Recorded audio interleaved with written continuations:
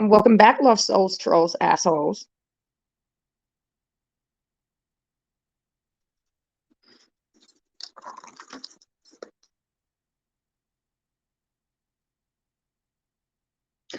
Tuesday. It's Tuesday. Hang on. I'm waiting on my cam to load. It was being shady again. You get to see my face in a second. Hey, Mindy. Put on my eyelashes anyways.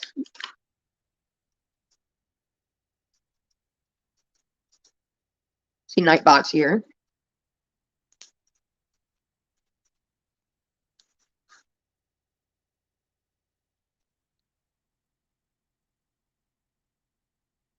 What's up, Lemur? It's Tuesday. I'm boiling chicken. So Kim gave me a new recipe. I don't know. I've never tried it before. It sounds pretty good. Basically, what you do is you boil the chicken, then you soak it in a can of Coke for hours. Then you wrap it in bacon and top it with provolone cheese and you bake it. It sounds good. Cheese, bacon, and Coke. I don't see how I could go wrong.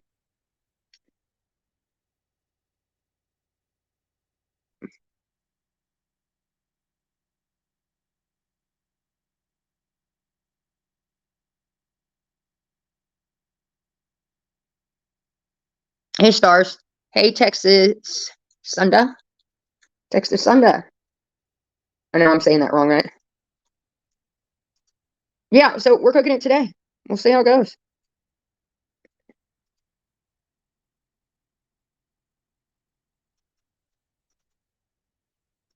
I'm getting ready to throw my chicken on the smoker. Yeah, smoked chicken is good.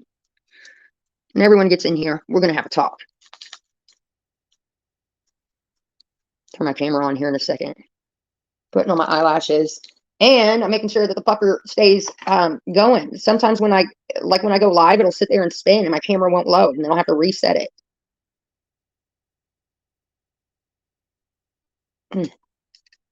Got a hair all stuck in my eyelash. Excuse me. I'm undecided. Okay, so I like the Temu lashes at first, and I'm just like, I don't know if I like you that much.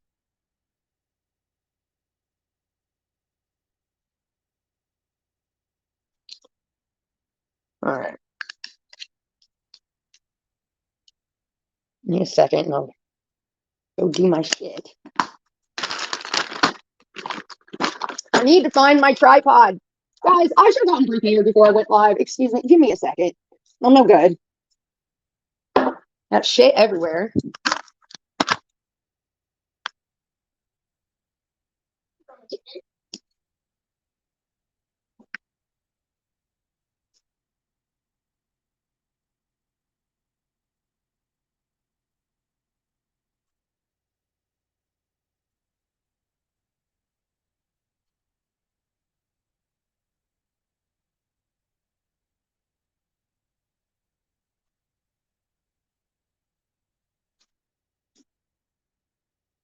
Really, this is ridiculous. I can't find my tripod.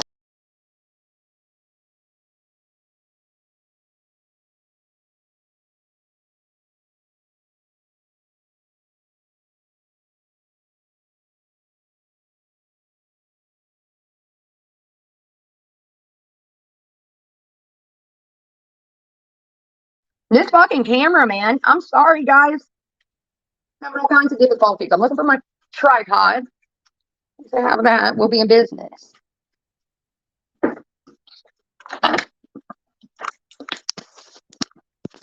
Found it. Cool.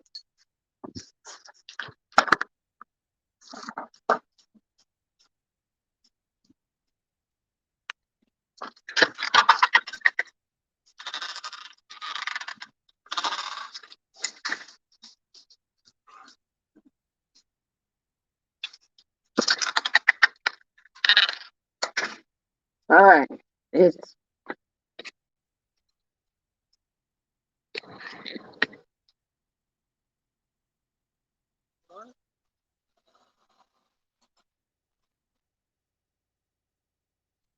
I gotta quit smoking today. Today's absolutely gotta be my last day. I only got 3 left.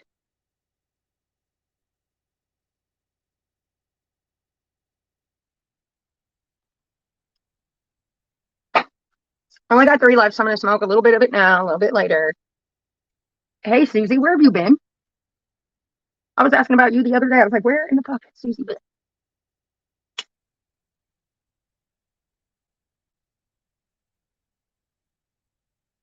Thank you, Susie. Hey, vegan. You, Jazz. Everybody's here today, this morning. Decided to do a morning one. I was up early. Already got my Starbucks. I have biscuits and gravy. I'm on to drinking Coke now, and I'm boiling chicken. Now, hopefully this recipe turns out good. Again, I've never tried it before, but we shall see. And I have a sunflower growing randomly. What the fuck? Where did that come from? I have a sunflower randomly growing in my flower garden. My flower bed. Look, I'm trying to kill the weeds. Disregard. But if you look through there, oh, hey, Steph. Been visiting family. All right, you're good excuse. I work on crosses today.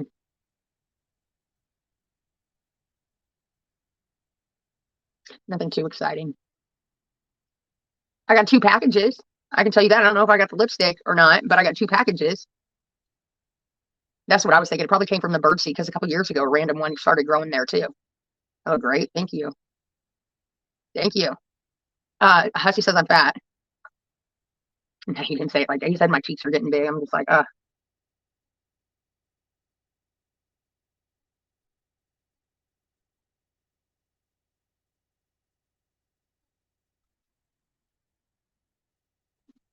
that's funny. She was hitting a cigarette and I had a cigarette in my hand and she waved and I waved, all with a cigarette in our hand, like a mutual smoke. So this is Kim, my mod Kim's recipe. What I'm doing is I'm boiling chicken, then you cool it off and you let it sit and cook for a long time. And then you wrap it in bacon and then you put it in the oven with provolone cheese on top and you bake it for like, I don't know how long, but it's supposedly good. Yo, mama, I see you.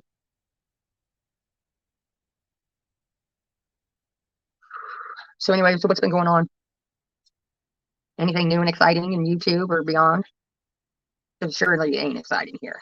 Last night, me and my dad went to Brew Burger. It was pretty good. I got the goat cheese. I got the goat cheese burger with pickled onions. And I ate some of my dad's French fries. I dipped it in goat cheese, the whipped kind. So good. You're 1 year smoke free tomorrow. Good on you. That's hard. And so it's absolutely hard for me. I can't let it go. Mainly because what am I going to have then? Can't eat, can't drink, can't smoke. No champagne, no cocaine, no nothing. My life sucks. Nuh-uh, my life is great. I'm gonna start manifesting things. My life is fucking wonderful. And I'm so rich.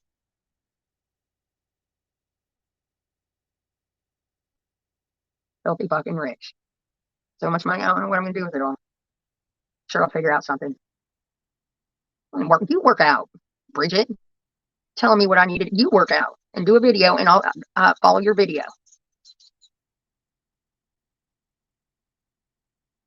Belinda lost her spin.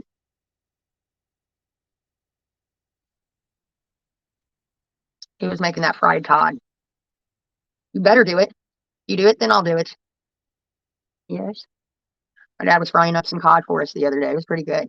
Then my mom made fried zucchini, and why in the hell she made it so thick, I don't know, but the zucchini was like that thick. So up at the top, it had little crunchies, and in the middle, it was still hard as fuck. We're starting with yoga. All right, bring it. I'm getting fat. 17 days, and that shit already starts. I gotta go check this chicken. And I'm not trying to smoke all that cigarette either.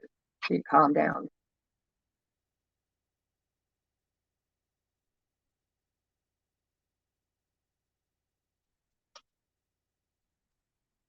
I did go to Hobby Lobby yesterday. Um, the crosses that I'm gonna do. What the hell? Oh, I was like, what is that reflecting off my head? Um, the crosses I'm gonna do, we've entered sunflower season. Okay, that's what we're gonna do.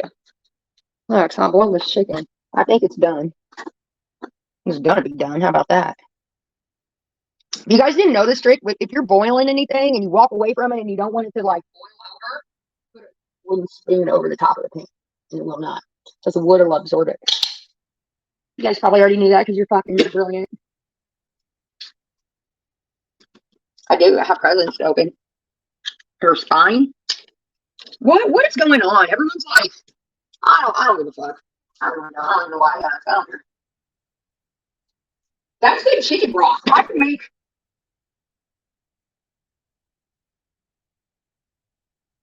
How the fuck do you make chicken noodle soup? I don't have any celery and I don't have any carrots either, so maybe that's not a good idea. I could like, yes, I eat nuts. Yeah, I do. Um, what I like pulled apart some chicken and put some noodles in there, and I seasoned it up with some bay leaf. And how would I make this into chicken noodle soup?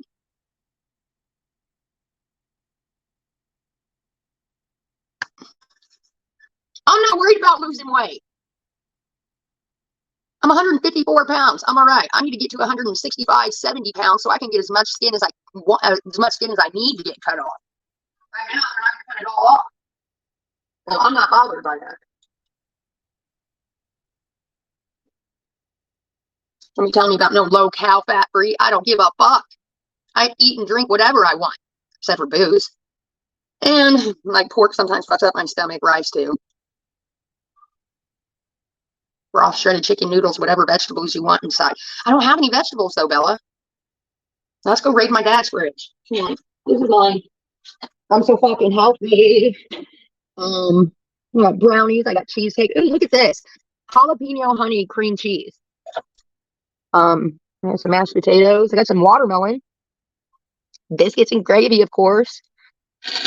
What the fuck am I looking? Oh, vegetables. Yeah, right. I ain't got no. I got some lettuce. I got some cilantro. I got sausage. I forgot was in there. Oh my god, there's more smoked sausage down there. What the fuck am I doing? I got the provolone cheese. All right, no vegetables here. Let's go see what the fuck my parents have. Stay here, Riley. It's my pup. Hey guys, my car's not as ghetto anymore. My dad put on the fucking hubcap. My dad said he is going to spray paint the front of my car. If I had a stroke, I said, no, you're not. I'm going to get a brawl and put it on there. You know where those came from? Like 8 years ago when we had that bad snowstorm, I couldn't get the snow off the front of my car. I had the Jeep then too. Anyways, I took a shovel, scraped it off, fucked up my paint. Look at me. Thank you, huge ass. It's looking better. I cleaned it out and everything. I have not put the new seats in because I want to shampoo the seats. I put Royal in there today and yesterday for our morning routine. He had to get his pup cut, and my whole car is covered in dog hair yet again. So I'm gonna have to sweep it out, and I want to shampoo it out before I put the new car seats on. When I get to it tomorrow, I'm giving him a bath.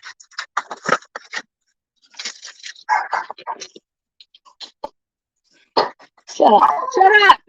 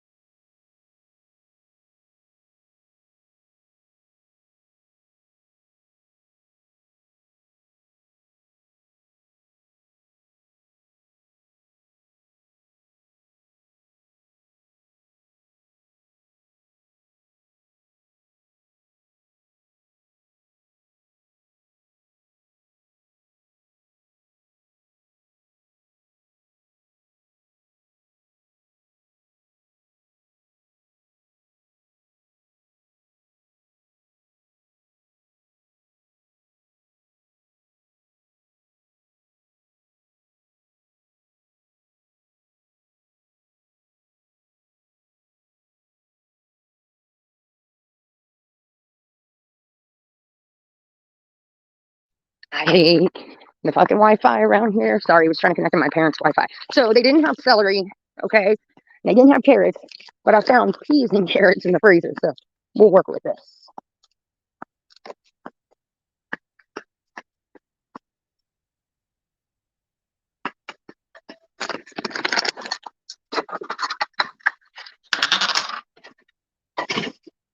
Yeah, they're froze, but I'm just gonna put them in the. I'm gonna put them in the chicken broth. It'll be fine. It'll be good.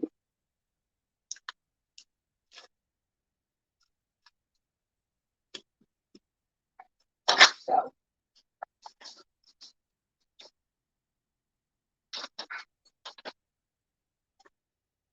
all right. Let me get a damn fork out.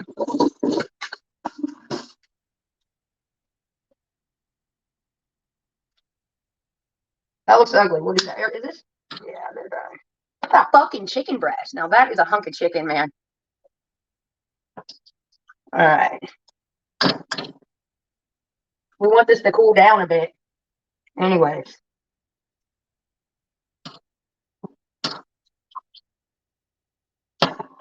Mm, yeah, we'll do that.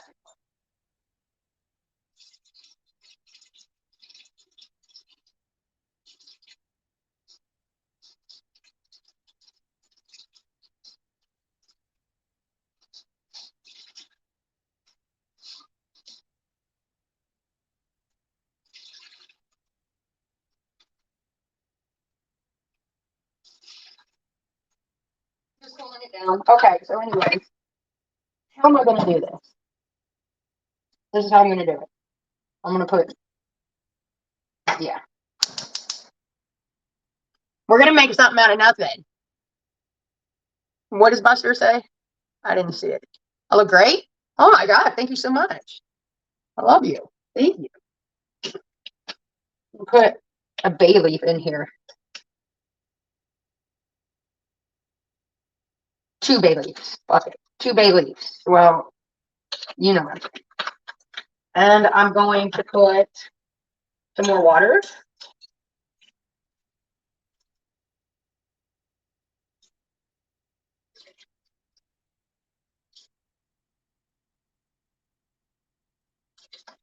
Two cups of water. There. All right.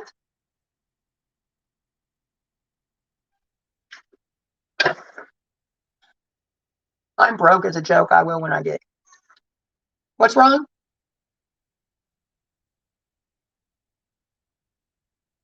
Hashtag huge.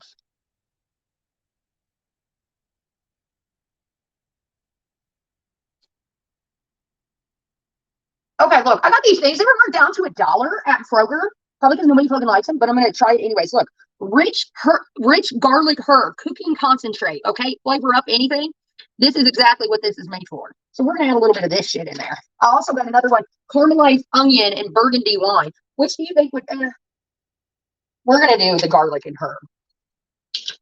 I'm making chicken soup because I had to boil some chicken for what I'm making for dinner.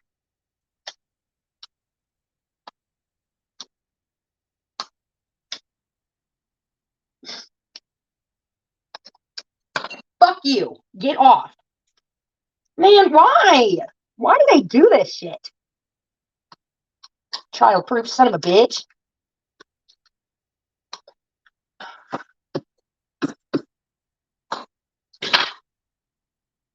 You suck, man. You really do. I just.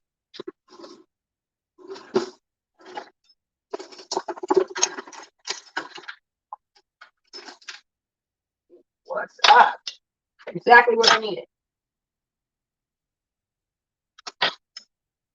Oh my God, I can smell the onion and garlic and all the goodness. What? Whew.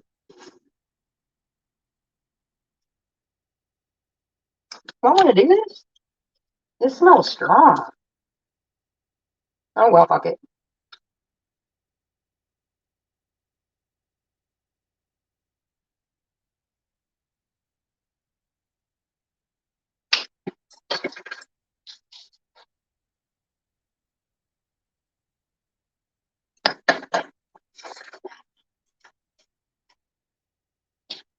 What? Oh, I want to talk to you guys about something. Damn it! You want to know how many noodles? How do I not have noodles? You're fucking shitting me. I've got fettuccine. I've got fettuccine noodles. I could bust open the macaroni and cheese and use those noodles. I'll be damned. Guys, I'm out of noodles. Okay. So, what we'll do. Really?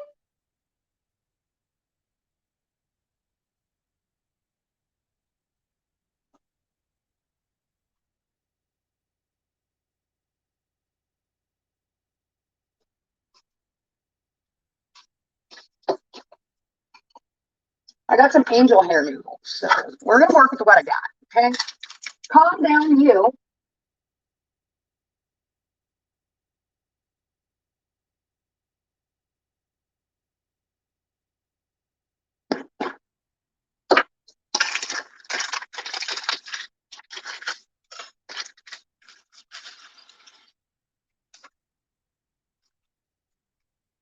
That'll calm it down.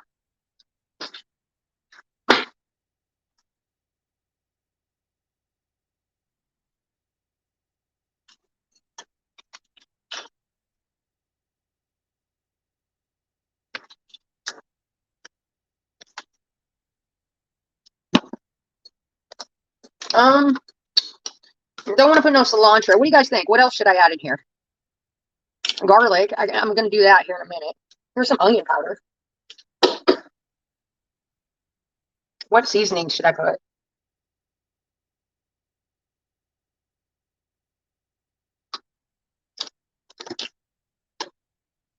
Oh, yeah? Sounds great, guys.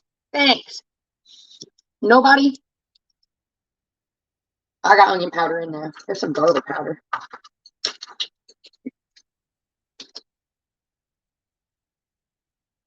Don't be laughing, Chubby Sheriff. You ain't helping neither.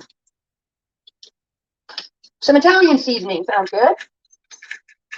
Pepper. I got 2 bay leaves in there. Pickles. Oh, goodbye. I got sage. I got sage and thyme. Dill. I'm boiled some chicken for tonight's dinner, and I'm using the broth and a piece of chicken. I'm gonna make me and my dad chicken soup. We're gonna add some thyme. That sounds wonderful.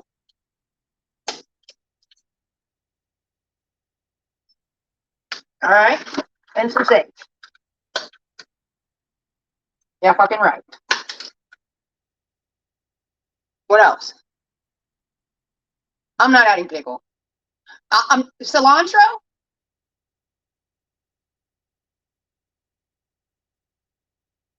Why didn't you say that earlier? I could have made this a Mexican fucking soup.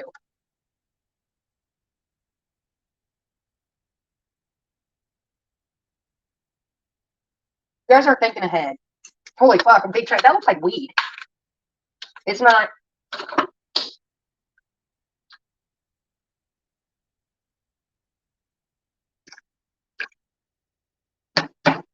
Okay, a little more of this shit.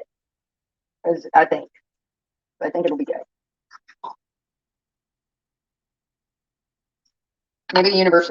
Fuck me. The universe is telling me no. No more of that. Some pepper.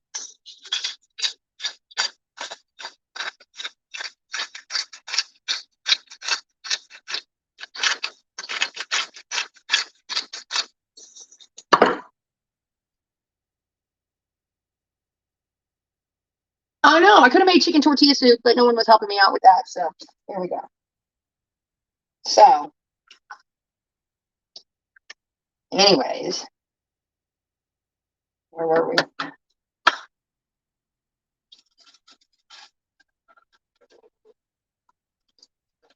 McDonald's has the best biscuits and gravy.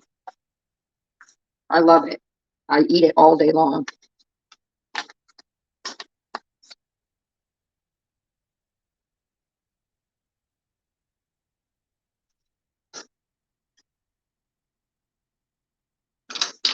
Yep. Hardee's is good too.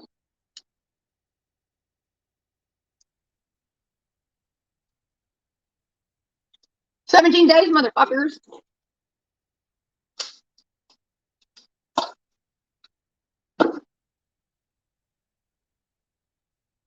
I have some bouillon cubes. I don't know if I want to add them.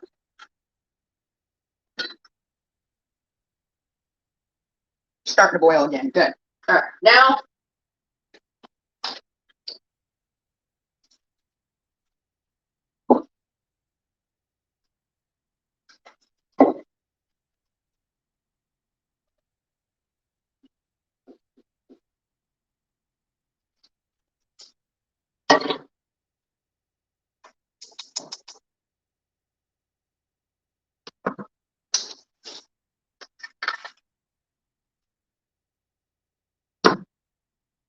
how do we know if it tastes good or not? Gotta fucking try it. That's what we're gonna do. You guys, bucket time.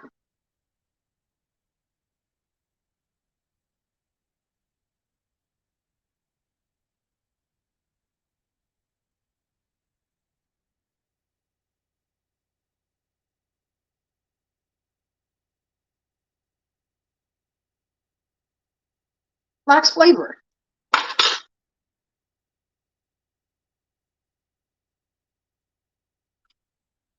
More sage.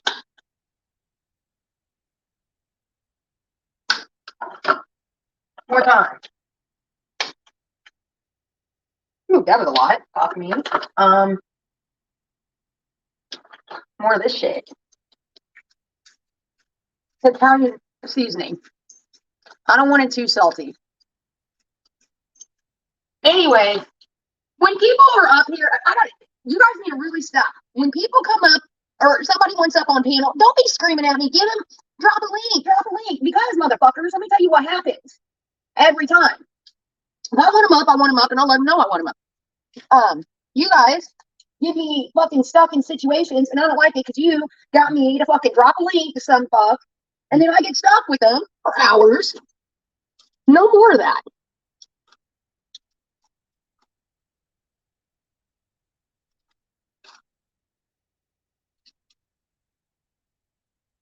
No more of that. Why do I have so much cilantro leaves? What is the reason for that? What's all seasoning? All-purpose seasoning. Why have some of that in there? So no more of it. I don't like having people on panel anyway.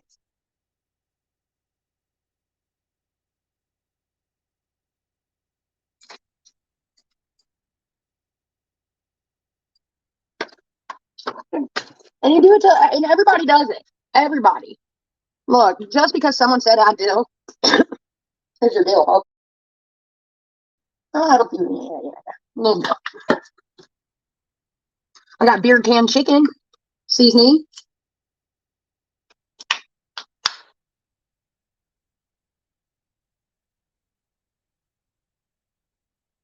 Yeah. Oh, the singing. Don't make me fucking go there. So I said specific, and this is, now we're talking about the other night. Okay.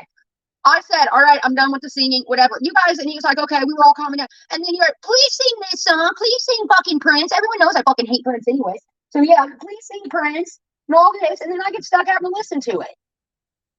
You guys can fucking mute it and talk your little shit, whatever you do. Motherfuckers. I know you guys want. Get me stuck in predicaments. And then here I am. I got a fucking 6 songs to listen to. You're like, well, ta-ta, I'm going to bed. Thanks. Thanks, buddy. Where is... Hold on. I'm going to shred that chicken up. You want this one? Where's my dog? There you are, buddy. It scared me. One more of this.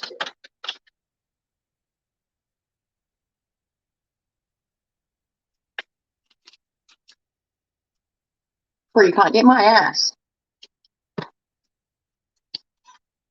I mean, how many times did I say it sounds like we got some cat? I mean, good on him. You know what I mean?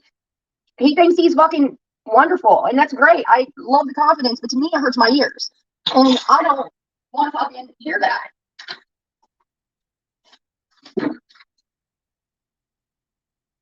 I mean, who likes their ears being pierced? He's good. He's got confidence, and I respect it. Yeah, and then when they don't know the words either, it's even worse. That shit is painful.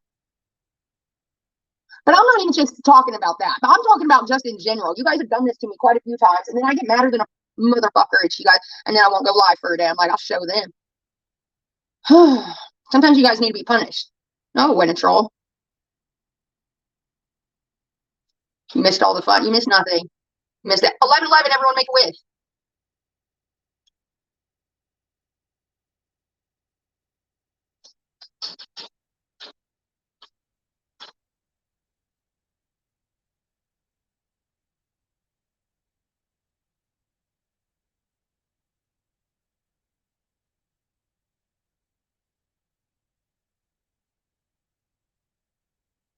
All right, that was a long one.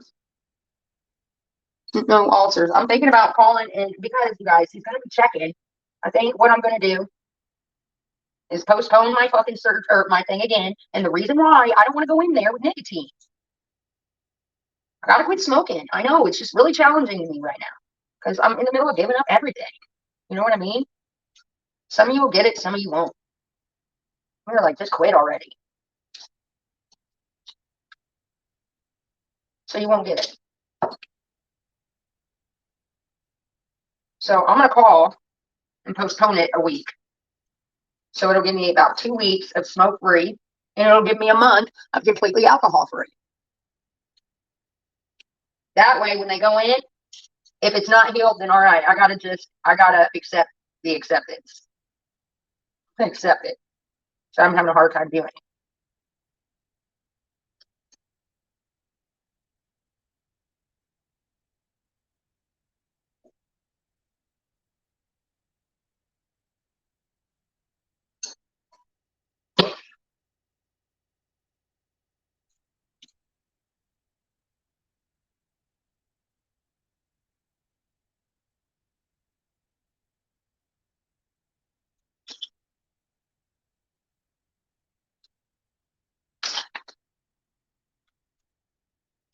All right.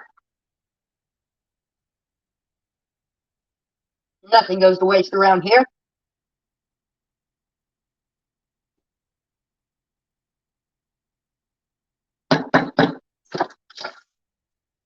What's up, guys?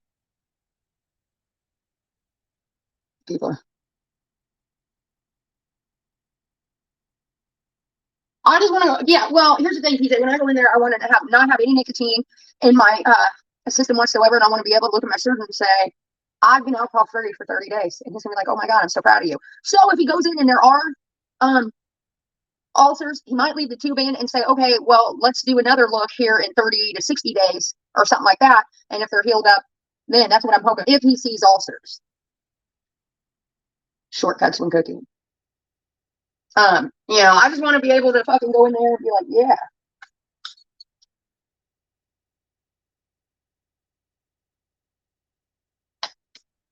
Needs more of this shit. This is like soup concentrate or something. I don't know, but it tastes good.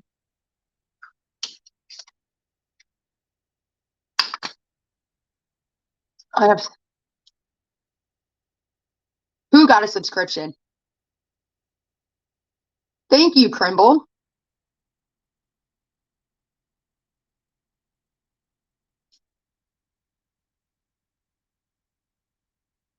I'm hoping for the best and I'm preparing for the worst. You know what I mean? And I'm scared. So maybe I'm keep pushing it back and I don't know. I just don't want to hear I'm a fucking guy. Or there's nothing we can do. Or we gotta, I don't want to have to, I don't want to, I don't want to have to reverse it. And that then, those odds after so many years are very, I don't like it. I don't like the thought of it.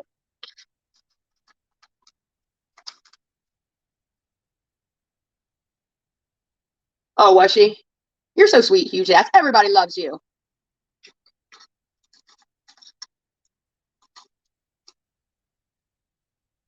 It's fine.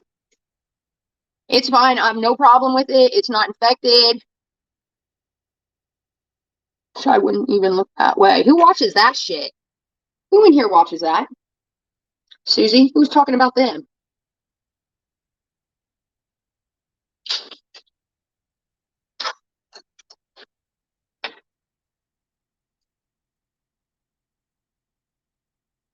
What? Why were they talking about them? I don't know when I get the two. Okay, so if it goes in and I don't have any ulcers, they'll take it out right then and there. But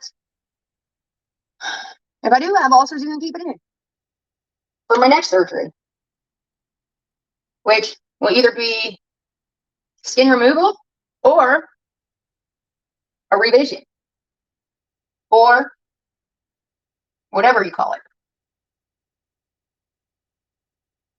Oh, that's good. Fuck, that's good.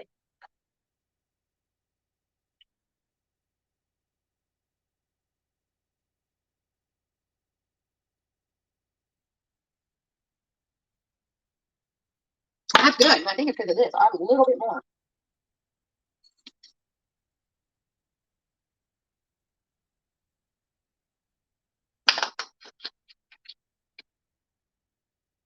That's, oh, fuck.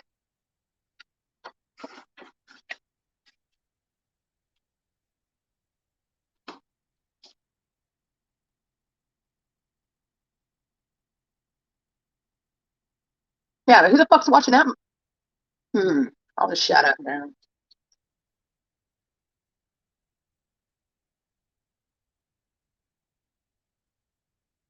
Don't watch that fucker. Evil.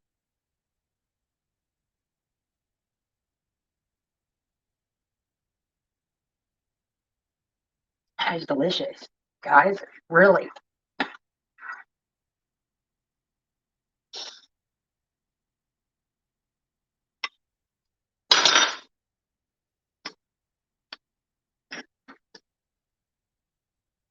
Damnation. I can't get any out.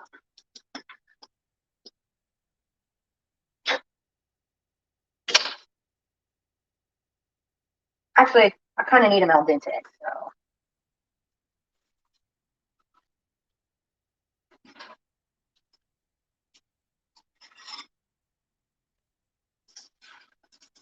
Okay. So, all right, cool. That is a good way to utilize. What is it?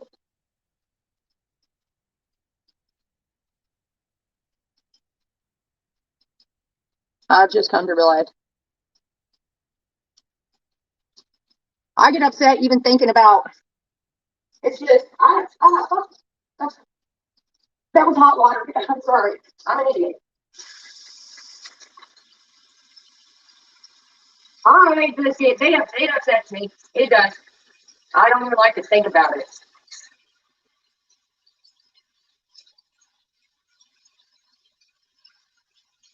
I'm sensitive right now. I have been. I've been really sensitive lately.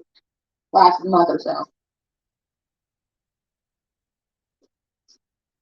Might be going through menopause. Not kidding. I'm fucking joking. I wish because I'm tired of having periods. But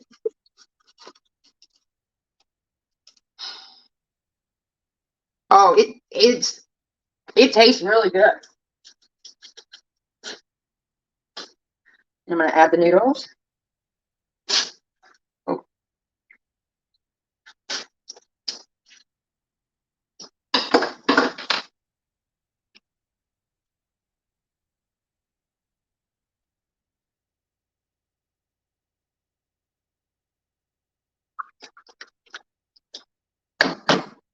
all right. Let me taste it. I'm a soup maker. That is delicious. Guys, I think it's this stuff. You get it in the spice aisle. It's up at the top. It was discounted at my Kroger. It's Campbell's Flavor Up Cooking Concentrate. The one that I'm using is rich garlic herb. This is fucking good. I'm the best. Might even add a little pepper. And a little salt won't hurt. Gotta be careful with salt though, because my dad.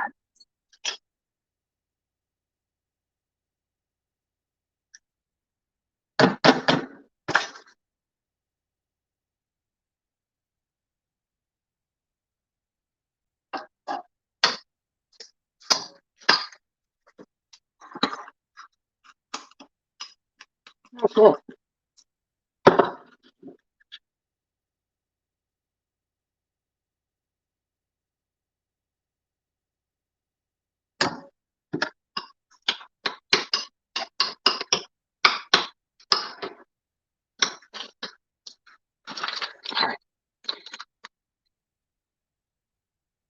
Going outside for six. Okay, I'll wait. I'm gonna eat anyways first.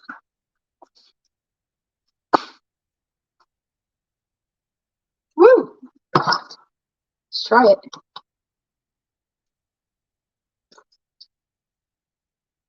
Damn, that's good.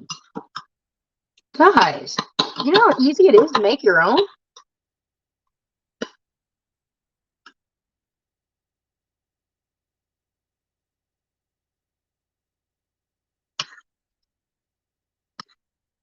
Hot. Very hot.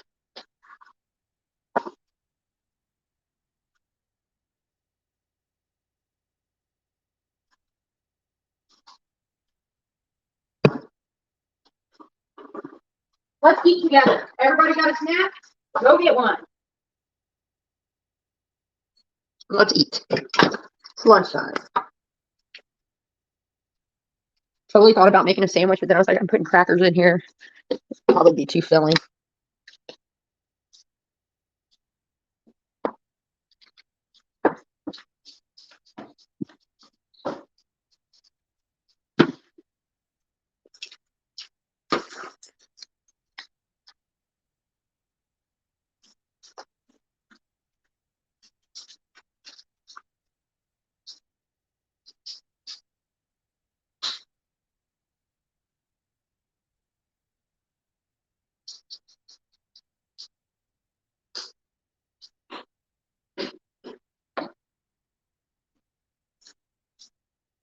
Come in here, Ray.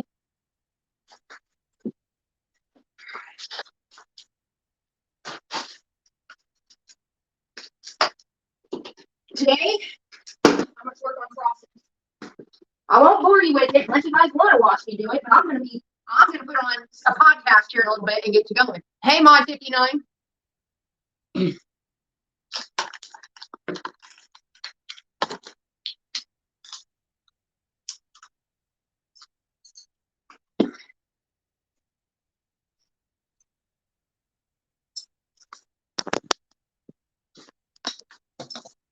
All right.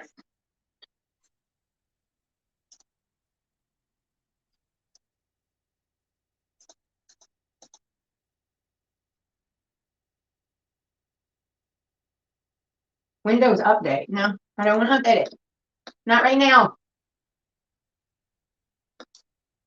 Okay, so we're going to eat.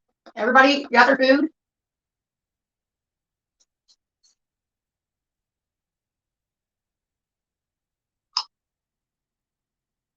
This bowl is so hot. It's hard to hold.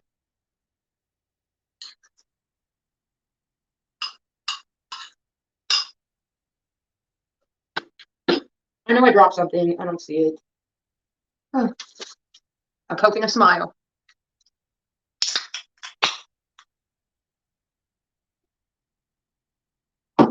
Need to get a curtain for that window.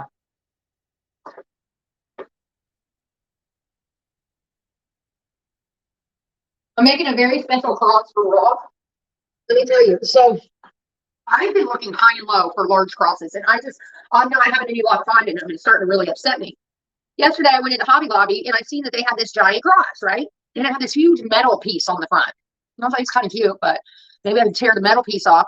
And I looked at the price, and it was like $50 or some shit like that. 40 or $50. Don't start your shit. Lay down. Lay down. And anyway, so I was like, I'm going to have to rip that part off of it. Well, I grabbed it up off the shelf, and behind it was the exact same one with the metal piece already gone. I was like, oh, it's broke. So I put it in my car. I got everything else. Who the hell said that they wanted a turquoise cross with, someone said they wanted a turquoise cross with sunflowers. Kim was telling me, I can't remember who she said wanted it.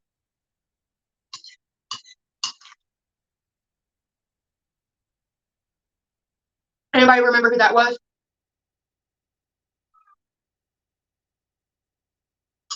What's going on?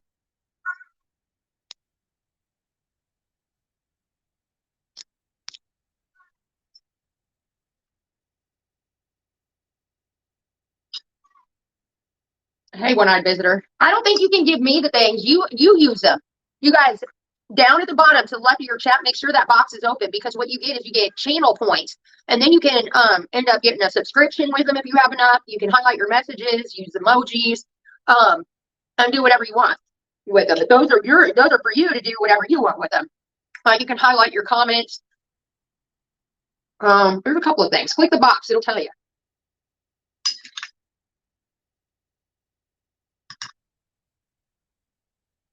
This is like a lot of carbs in it, but it's very good.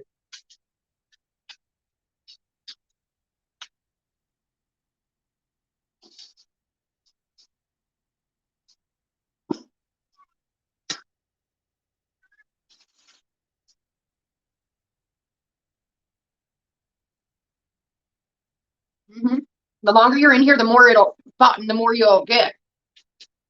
The more. Hang on. I hate talking with my mouth full.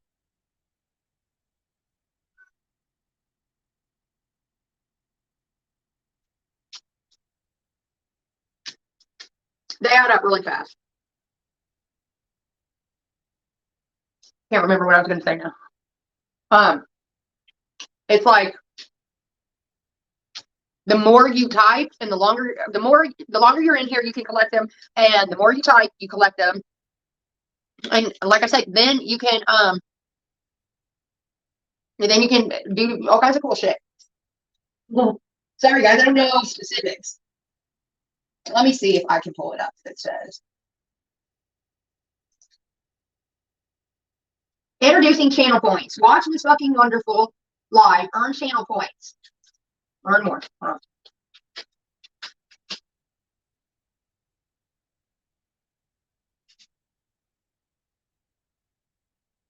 Okay.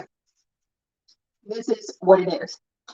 It says channel points guide for creators. Channel points is a customizable points program that lets streamers reward members of their community with perks, including a taste of benefits typically reserved for subscribers. It's available to all partners and affiliates. Channel points come with built-in automatic rewards that streamers can customize. Streamers can also create custom rewards that they fulfill on their own, such as choose the next channel I raid, set my background music, or make me dance on stream. What?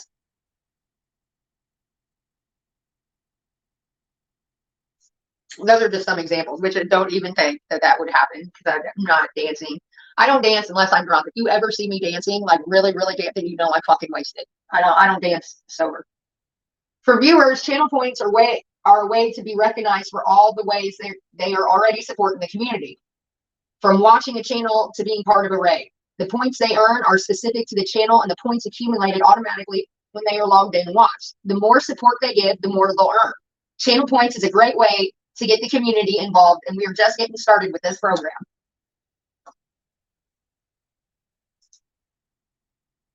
If you are a viewer, I don't know how channel raids work, but apparently you've only unlocked 2 of the emojis. How do I unlock them? Okay, here. Channel points guides for viewers.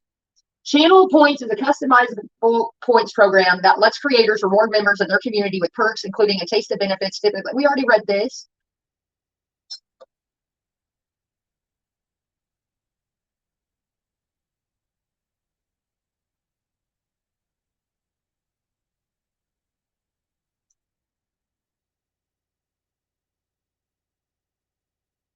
All right.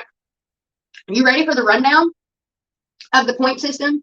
So apparently every 5 minutes that you're watching, you earn 10 points. Non-subscribers, viewers receive, okay, if you're not subscribed, you get it every 15 minutes.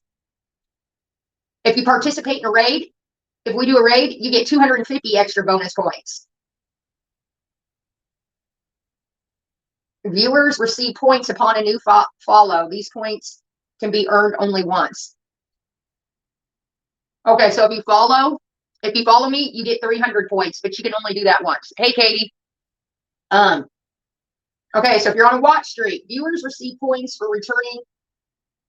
Okay, viewers will receive points for returning for 2 consecutive streams. Each stream must be at least 10 minutes long, and it must have been at least 30 minutes since the last stream ended. Okay, so, and it goes on and on and on, motherfuckers. So if you come into, you guys probably already earned this. So if you come in there more than once, you go on a watching streak, which means you watch a viewer, you like say you watched me last night, you watch me today. That's a streak. So you get 300 extra points. If you do it 3 days in a row, you get 350. 4 days in a row, 400. Watch 5 days in a row, 450. And it goes on until you cap out at 5 days in a row. But can be restarted. Okay, guys, so that's what you need to do. That's how you're going to earn money. Okay, it'll restart. Hashtag Susie. It'll restart after day 5. If I say I go live again day 6, it'll start over for you guys. So you guys potentially, if you watch me for 5 days in a row, you'll get 500 extra points. No, you won't. What am I talking about? You'll get 1,000. You get like 2,000 points if you watch me 5 days in a row. That crazy. Viewers receive points for their first cheer on the channel per 30 days. So every 30 days, every cheer or something, you know how they do when we hashtag like Susie right now. Thank you, Susie. That'll get you 350 extra points. And first subscription gift, you get 500. If you subscribe, you get 500 points. That's not bad.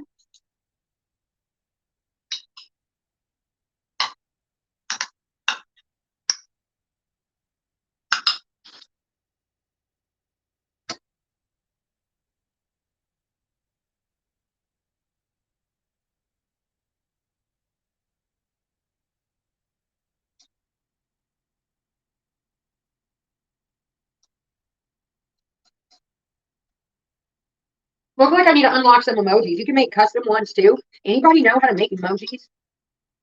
I sure the fuck don't. And when you guys do that, please? It says I can have custom emojis. I want one with royal space on it. I want one. What else can we put? I would say like a cigarette in a vodka bottle, but those days are gone.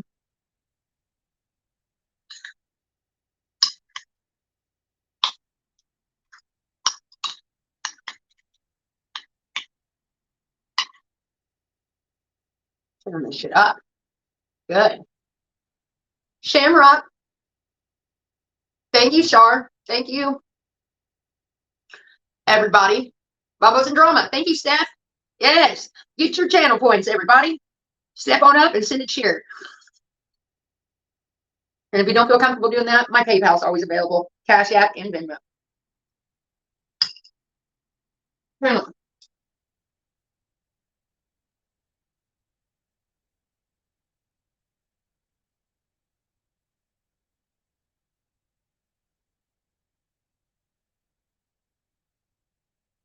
What I need is like Husky or someone to go live.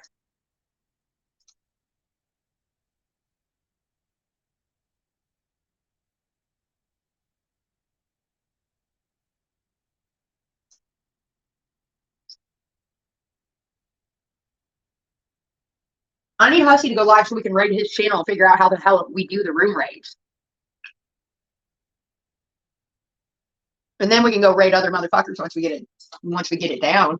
That'll be fun. We just randomly raid someone's channel. Ew, look at my skin. That's not real life. This should be real life. Don't look at me.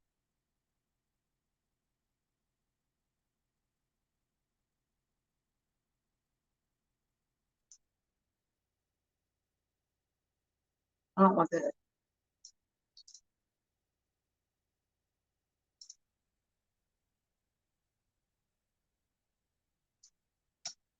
Oh, here we go. Here we go. I found it.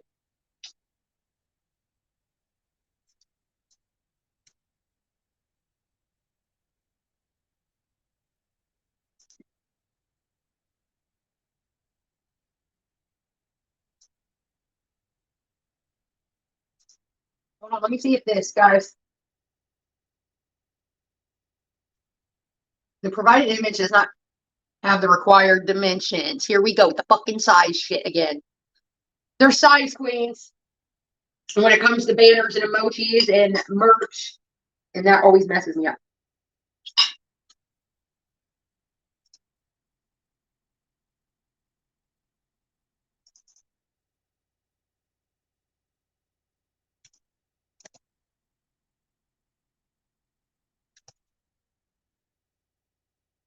Do not have any pictures.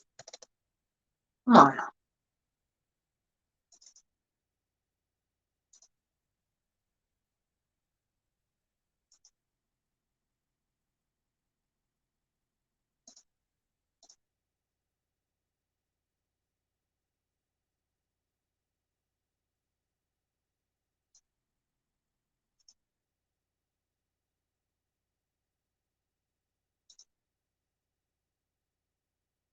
All images. Oh, okay. It's not letting me because, all right, let's go to the emojis. Emojis. Where's the damn train? I've only had that train going one time. It was when Anonymous Gifter was in here and I got it up to a level 8. That was the first time we ever had a train. The first and the last.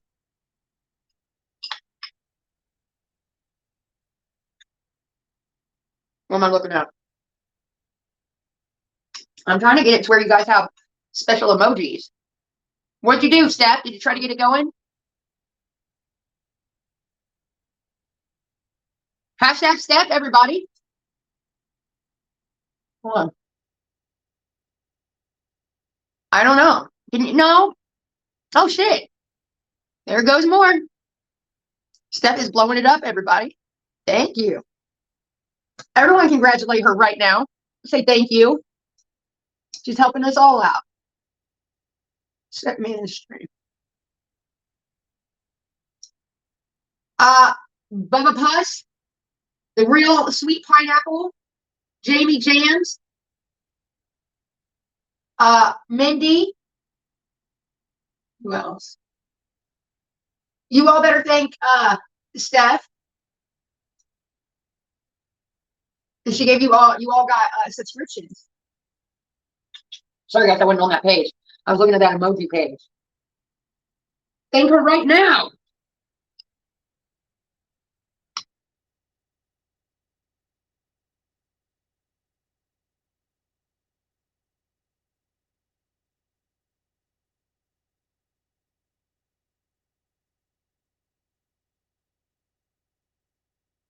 Is Kim in here? Kim, are you in here?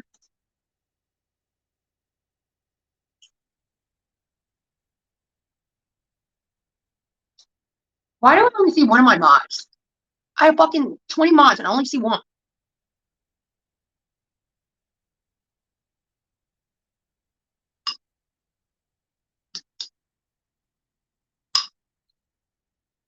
Oh, there's Samara. All right. Oh, yeah, that's right. She had to do her car thing. I was just looking to see if she had a subscription or not.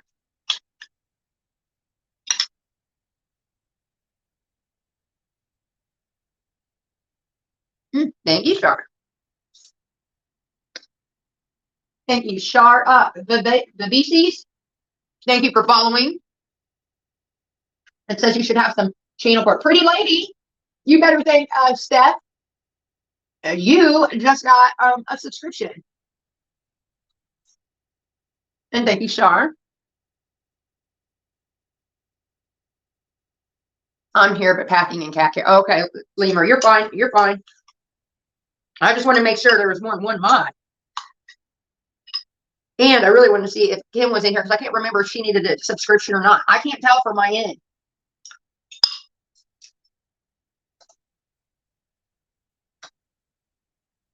Hey, Pretty Lady.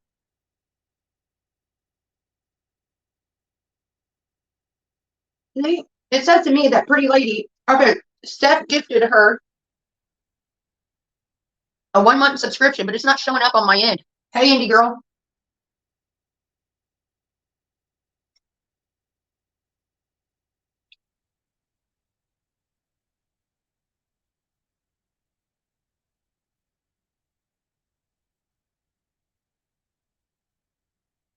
Oh, look. Why is it not showing?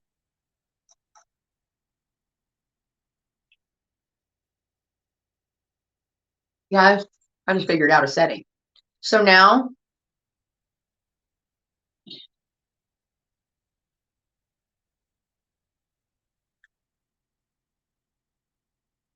if you're a subscriber, it'll box your comment for me and it like sticks out. And then the non-subscribers get lost somewhere in the middle.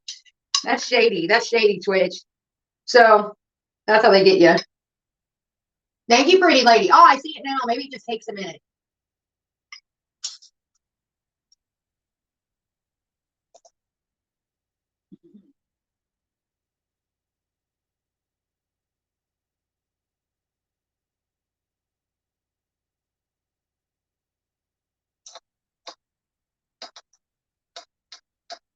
Chat paused due to scroll. Don't. I don't want it paused. Quit.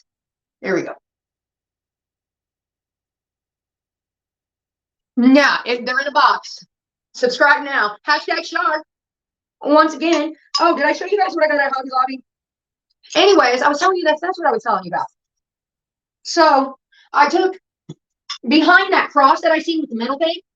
I was like thinking to myself, nothing really. I'm gonna work on crosses, Indy.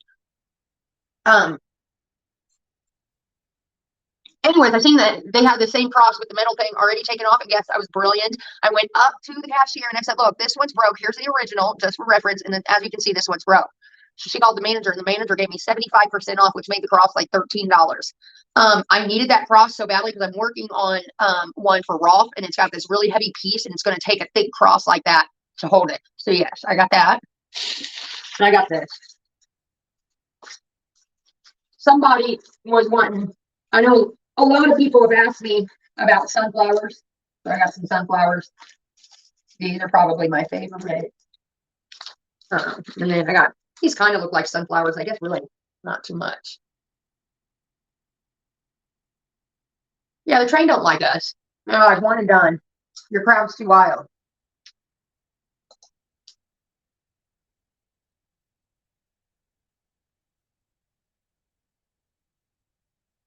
Yeah. My goal is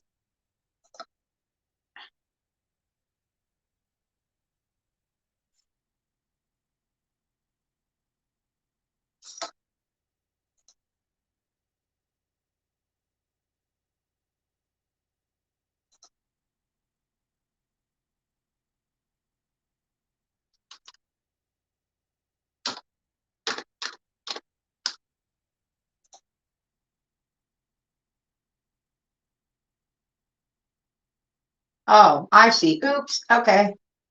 All right. Well, we'll do 500. Go.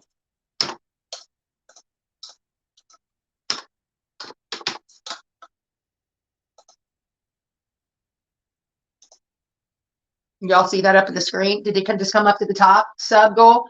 My subscription goal is 500. We're at 428. If we could get 500 people to subscribe, that would be amazing. Hey, sir.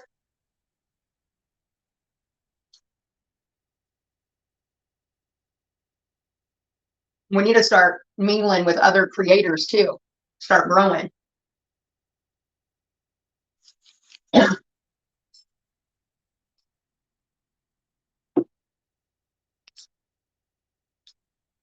Okay, sorry. Now you guys have me over here messing with everything. I'd like to figure out. Oh, look at this.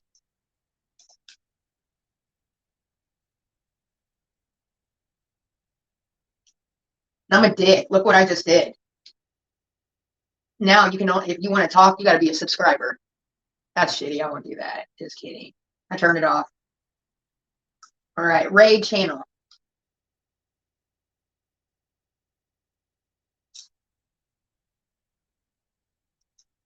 Yeah, that told me nothing. Manage goals, follower goals.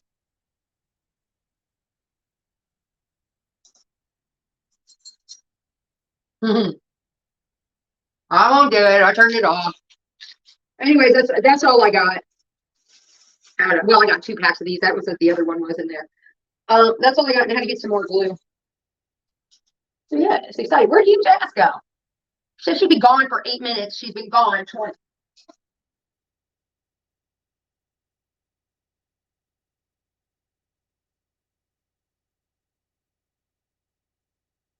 Did it go up at the top of the screen? It said it was going to. I don't see where the goal got. I set the goal.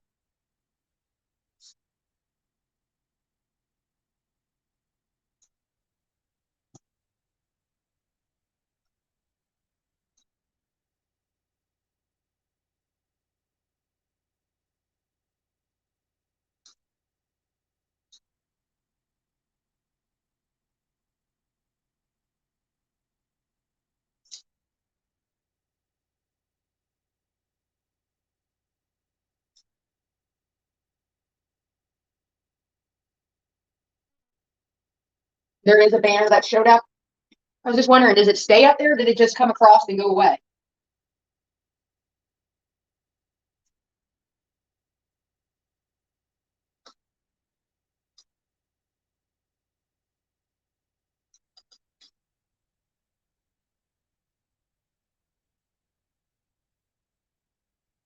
point by fast.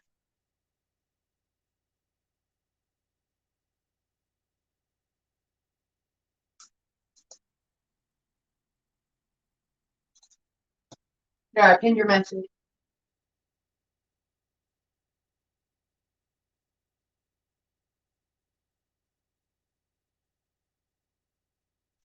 Oh, it's got to be 5 different people.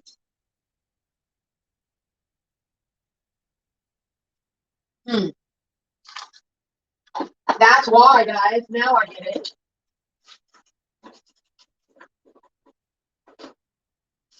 Now I get it. Why that? So that day when we did have the hype train up, it must have been because 5 different people were doing it at once.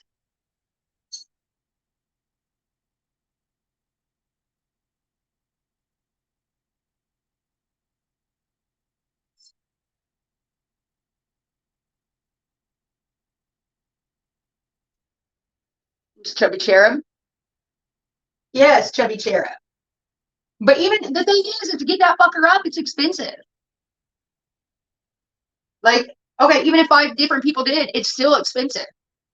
You know what I'm saying?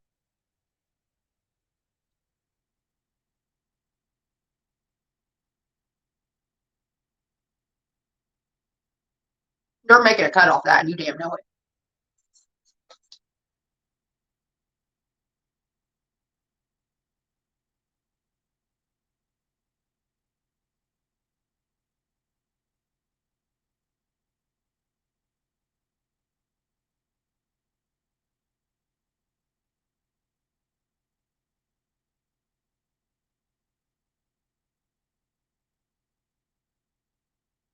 Okay, sorry.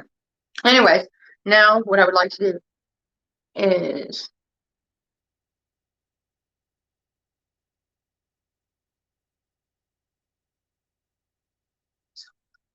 I want to eat a bunch of shit. I'm gonna eat popcorn. I want to go. I want more of that cheesecake.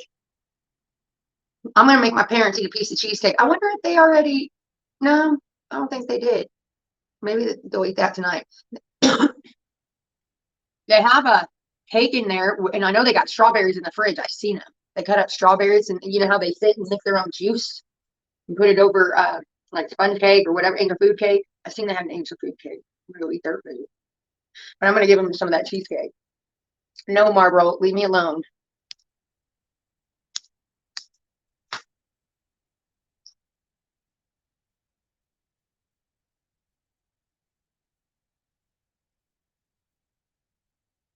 It's expensive to get it going, guys. That's the thing.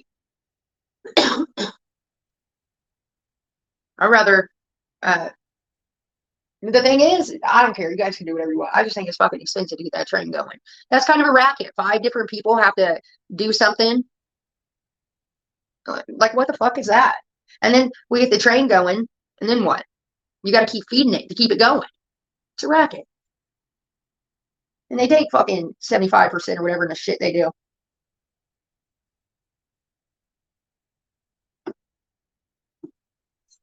Gas? What do you mean? No. Why is everyone using my yard as a turnaround lately?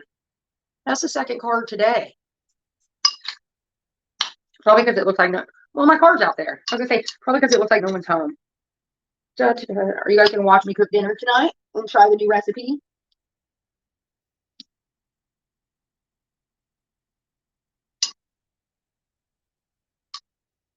So the rest of this,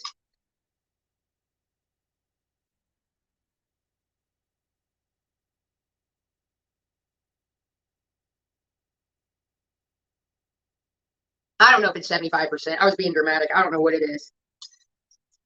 It seems like it.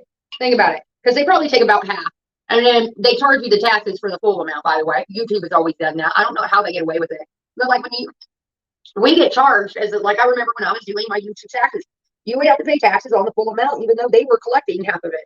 But they take a percentage out of here. I could tell because last payday, you remember everybody started subscribing and shit. I should have made it looked like I was going to make $800. I was like, hell yeah, I need this fucking money. When I fucked around and got paid, it was like a little bit under $400. It was like $398 or something like that. And I was like, what? And I went back in because I was like, they're screwing me somehow. I'm getting screwed. So I went back in. Your earnings and your payouts are different. There's an earnings tab and then there's payouts. They take their cut from your earnings. So when you're looking at your earnings, like I was, and it said it was about $800, I wasn't accounting for their takeout of it on the tax. And so tax, and then their cut gets taken out. So I was very disappointed. I was like, what the fuck? You know, when you're taking this one amount, but Hussey also explained to me that too.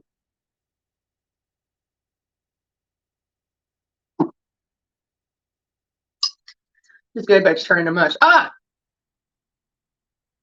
Let's go smoke a cigarette.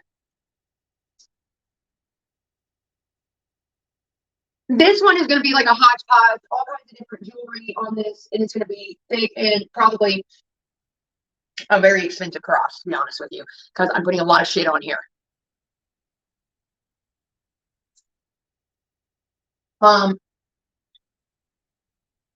Indie Girl needs a subscription if anyone gives a shit or cares to get her one. I think Indie Girl needs one, and I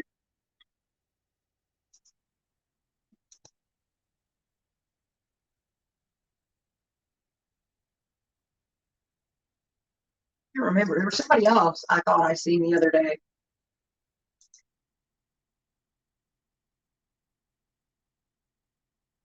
I don't know. It said Indie Girl subscription ran out, and I think Kim's did too. I'm not sure. I'd have to relook.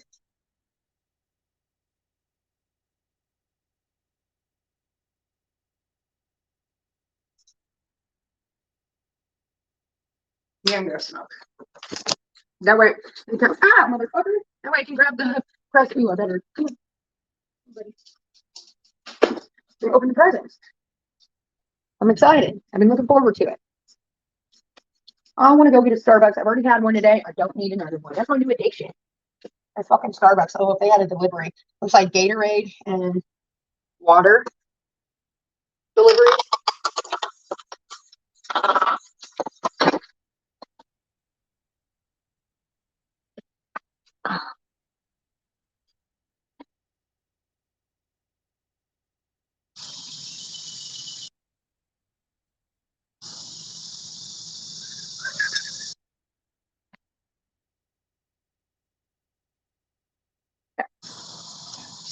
Stuck on regular chat.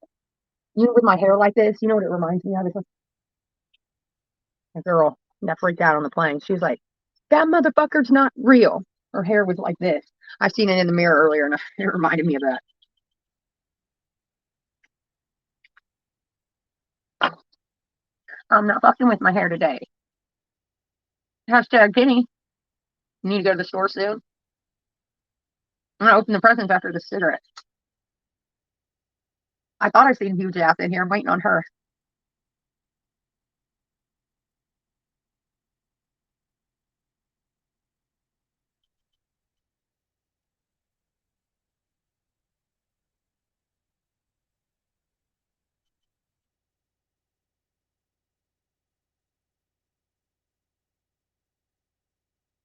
I'm gonna go cut that big ass weed down out of my neighbor's yard.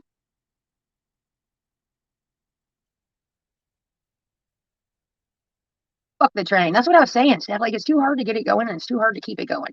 Well, there are my. Last year I cut it down for him, but it was a lot smaller. He said thank you. This year I haven't done it. He hasn't asked me to do it. He didn't ask the other neighbor to do it, and it's huge.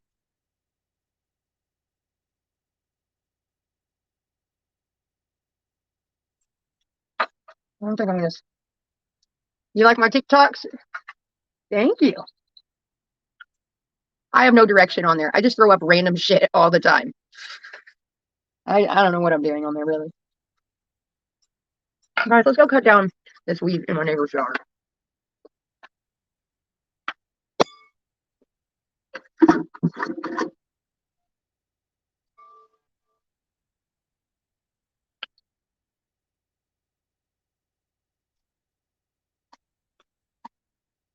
See that? See all that? That's a giant weed. I have one back here too. I cut. Let me get mine first.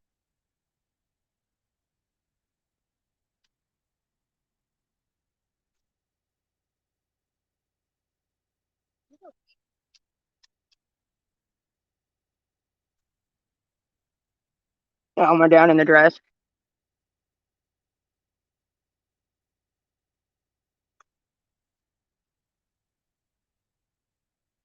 First and foremost, let's get that big one. You see that?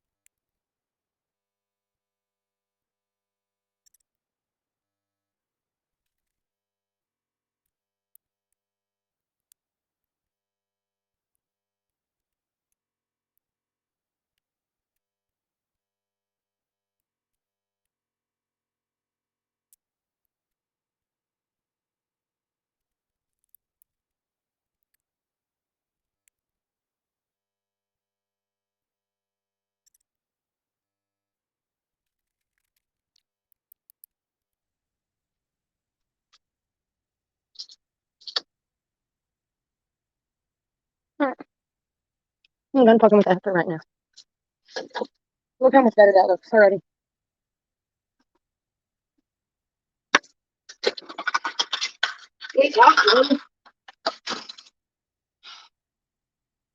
Now, when it's the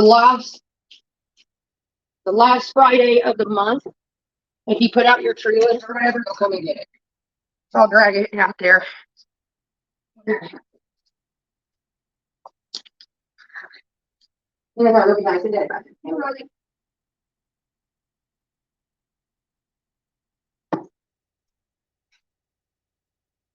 Is she Jazz here? Yes. I'm gonna go get the presents.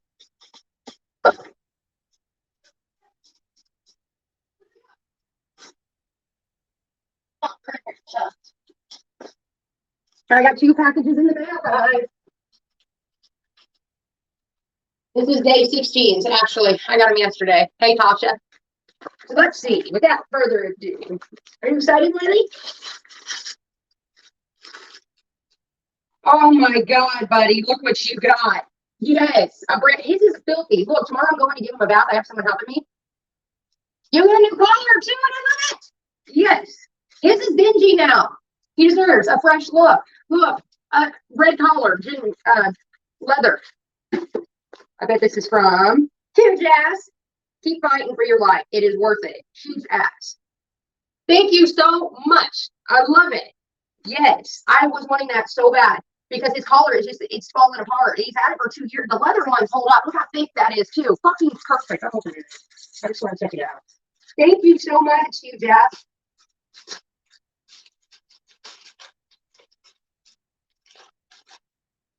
Look at that thick motherfucker. Yes.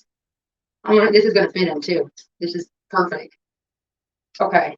So tomorrow, not only will he be very, hey, Pokemon researcher, not only will he be clean, smelling good, looking good, brushed, blow dry, he'll have a brand new necklace to put on.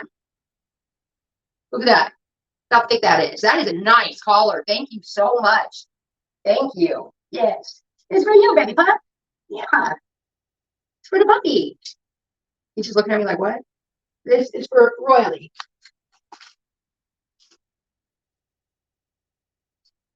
I was going to go, remember I told you guys I was going to get him groomed, and I have every intention of doing that. However, when I told him that it was a chef ski and they asked how much he weighed, they said that, well, the 2 places that said that they did the chef skis said that I would have to bring him in with a muzzle on. He growls at me when I get close to him with the muzzle on. Anybody else, yeah, it's just dangerous. So I told Doug, I was like, I don't know what the fuck I'm going to do because of this. And he said that he would help me and we would do all that at Tractor Supply tomorrow, or Rural King. So, yes, I'm excited.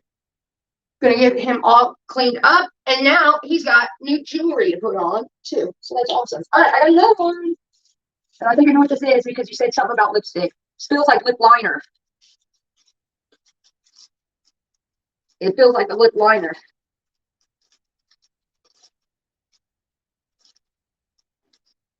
What is that?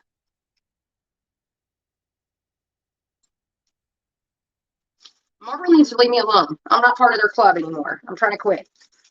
Trying to entice me with coupons. Yes. Yes, yes, yes. Thank you. Is this from Huge Ass? It didn't say. Yes, it does. You are loved. Thank you. Look, guys. I love it. You are loved. Thank you. I must say, this does make it all a little bit better. Yes. Thank you, Tasha. Pink Block says rude. I missed it. Thank you so much, Hugh Jazz. Yay. I'm excited about both of these. I'm going to put this right here so I know where it's at. And this, I'm going to keep here. Actually, I ought to go put it in the other room. I want to show my mom. Reparo. It's so big. I love this already. It's going to be comfortable on him, too. I want to show my mom before I put it on. She's going to like this. And plus, red looks good on Roy Lee. It's got a bright red collar. I need to switch over his little tags so people know he is loved and owned. It is a good color, and it's going to stick out really well on him because he's black right around his collar. Well, he's got a little bit of white right there, but mainly black, so it sticks out real good. I love it. Every time you say Huge Ass,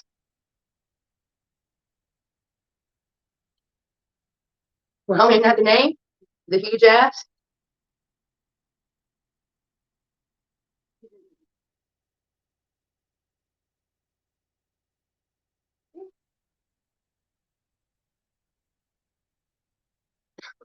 I don't know. Well, that's how I say it. Anyways, guys, so I'm going to be working on my crosses today. I don't think that's very entertaining.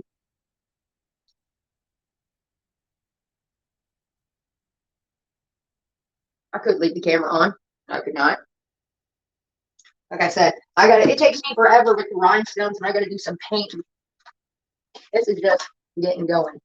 This is not going to look anything like this is just the beginning, okay? I need to put on my big pieces, but this is going to be mosaic. I'm putting on it's going to be mosaic. I was thinking of going then.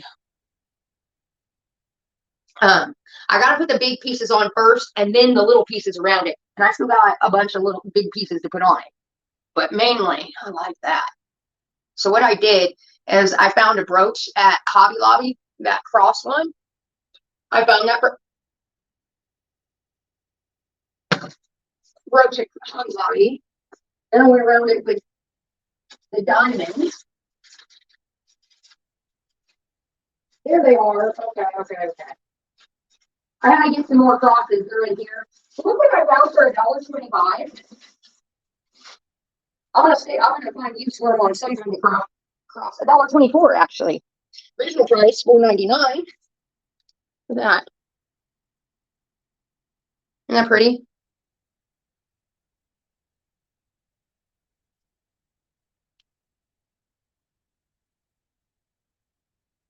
Keeps you entertained. And then I got two of them. That was the only two that was on there. Because at the end aisle, if you guys ever go to Hobby Lobby, where all the jewelry making stuff is at the end caps, a lot of people don't realize this because I don't think anyone goes towards the back. I know I usually didn't when I spotted it.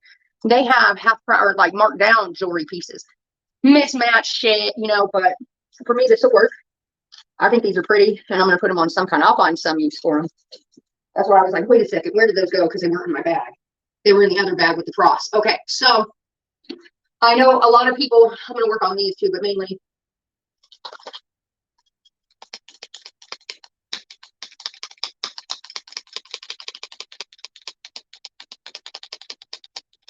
Okay, so let me think. Okay, listen. I'm gonna have crosses because I already got quite a few crosses up there. I need to go in and fix some too, but I've got some good crosses, and I'm gonna do that turquoise one. And I know not everybody likes the crosses. So I picked these up. I don't know. I'm going to repaint them, jazz them up a little bit. You see, they were only $2.50 in clearance. I haven't been able to work on any picture frames yet, but I'm going to. I'm going to all this week. All I'm doing, I'm not even going anywhere. I mean, I'm going to go to Starbucks to maybe get something to eat. Oh, for Patreon, we're going to start going out to eat once a week, where we're going out to eat or eating in. So that, but this week, okay. I got these things. Like I said, they were $2.24 clearance. Look, it's like a musical note. It's got little flowers. I'm going to repaint it, redo it. It hangs like that. It's got little balls. I think it's fucking cute. I can make this look really fucking cool.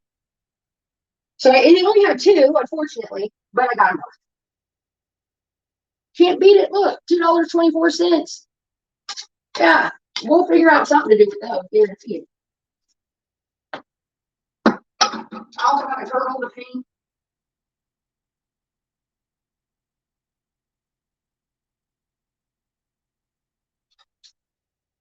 It's like a little more. Oh, you can't see them.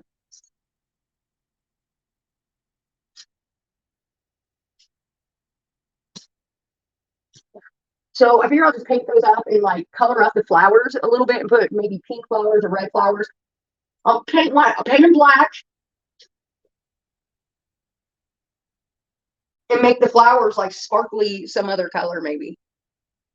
I think they're cool too. So yeah, that's what I'm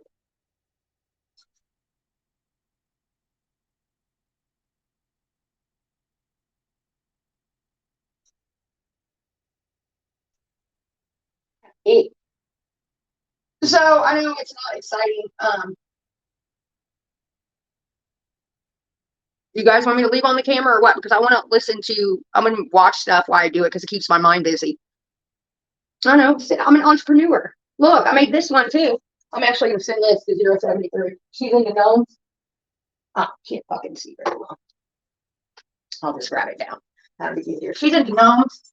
I made this for her Valentine's Day. Still haven't gotten it out to her. Look at this one. It did not look like this at first. Put all these in on the back side the same way. Yes. It's not exciting. That's true. All right. All right, Susie. Yeah, this like at Hobby Lobby, what I'm liking to do is go in the clearance aisles once all the things out, at the end of the season. You guys, they have fucking Christmas trees up. I'm not kidding you. At Hobby Lobby, they have their fucking Christmas trees and ornaments up, and about 10 aisles of nothing but ornaments and ribbons and all that. I'm like, God, we're not even done with July yet. But anyways, leave the camera on. Anyways, I like to go like after the season, and get the 70. If you wait long enough, it'll go to 75, 90% off. I got that flag, that American flag thing that I have on my wall. It's like $3. I waited to the very last until it went down to 90% off. This was like, I can't remember, same deal, 75% off. And all I had to do was I just try to make it like a little pattern on the hat. It's easy to come up with ideas, especially with things like this. Yeah. And those musical notes, that'll be fun. That'll be easy. I gotta keep. Oh gosh, you said it. I gotta keep.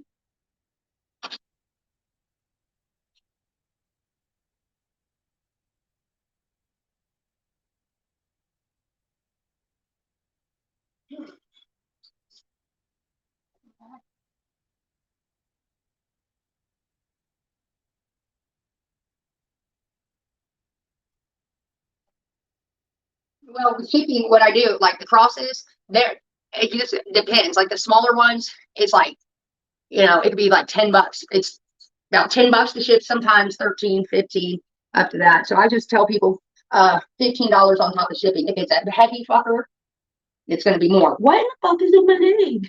Please don't tell me I got poison ivy or something stupid.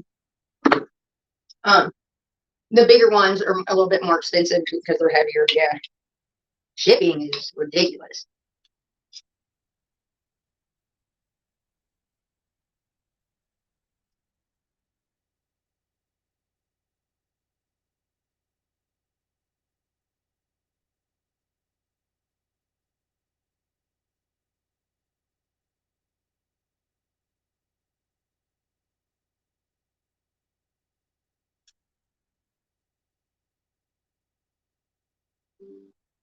to my content. On screen, you can see my summer listening list. There's also a link below so you can check it out. I've already listened to My Brother Jason, Verity, Atomic Habits, and I'm currently listening to Shattered, which is amazing. Shattered is about a super interesting case that I'm going to be covering here coming up in a couple weeks in August. Actually, August 7th, I'll be covering that case, and then I will be doing a I don't know. on the case and the audiobook afterwards. Here on YouTube, it'll be a live stream, and now would be a great time to check it out because new members get a 30-day free trial. To get started with that free trial, you can visit audible.com/KendallRay or text Kendall Ray to 500-500.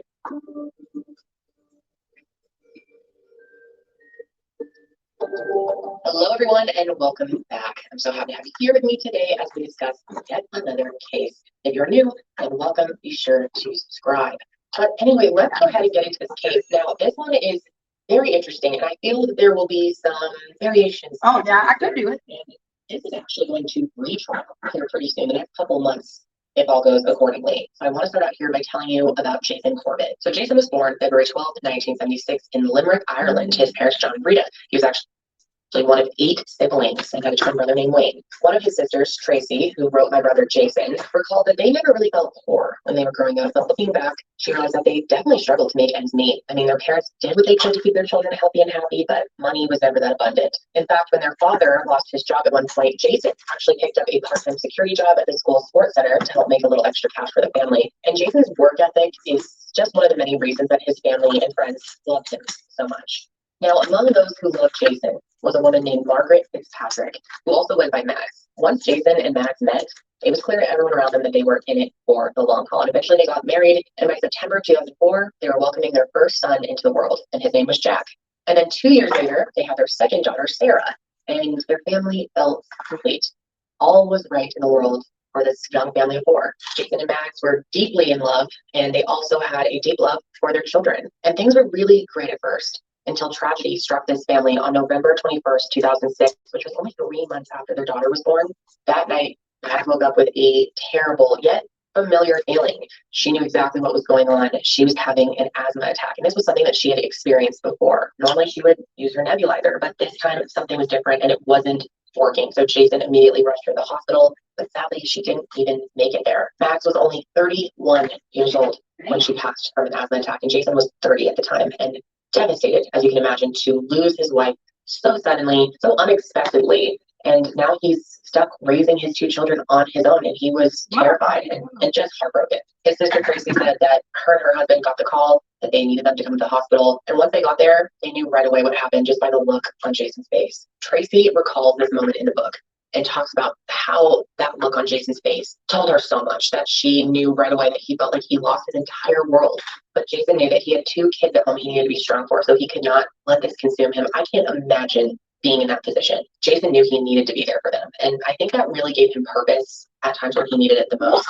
Thankfully, his family and Max's family really stepped up to offer as much support as they could. Based on what I've learned about Jason, it seemed like he was a very humble and self-sufficient kind of guy, and so he felt uncomfortable. Thank you guys for chilling with me. Having to rely on him so much. He didn't want to be a burden. Of course, they didn't feel like he was a burden, but at some point he decided to get outside help. So in 2007, he made the decision that he was going to hire an au pair. So the first au pair that he hired was a Czech girl, and then it didn't work out with her, so he hired a Spanish girl, and that didn't work out either. The problem really was the language barrier. Plus, both of these women didn't really have the intention of sticking around for a long time. And this was something that Jason was looking for. He wanted whoever was going to be in his kids' lives to be there for a long time, because he didn't want any more instability than they already had. So he decided that the best decision would be to hire someone who spoke English and someone who was looking for a long-term gig. So in early February of 2008, Jason gets an email from a 25-year-old named Molly Martins, who was interested in the job. And according to Tracy's book, Molly included many things on her resume that would turn out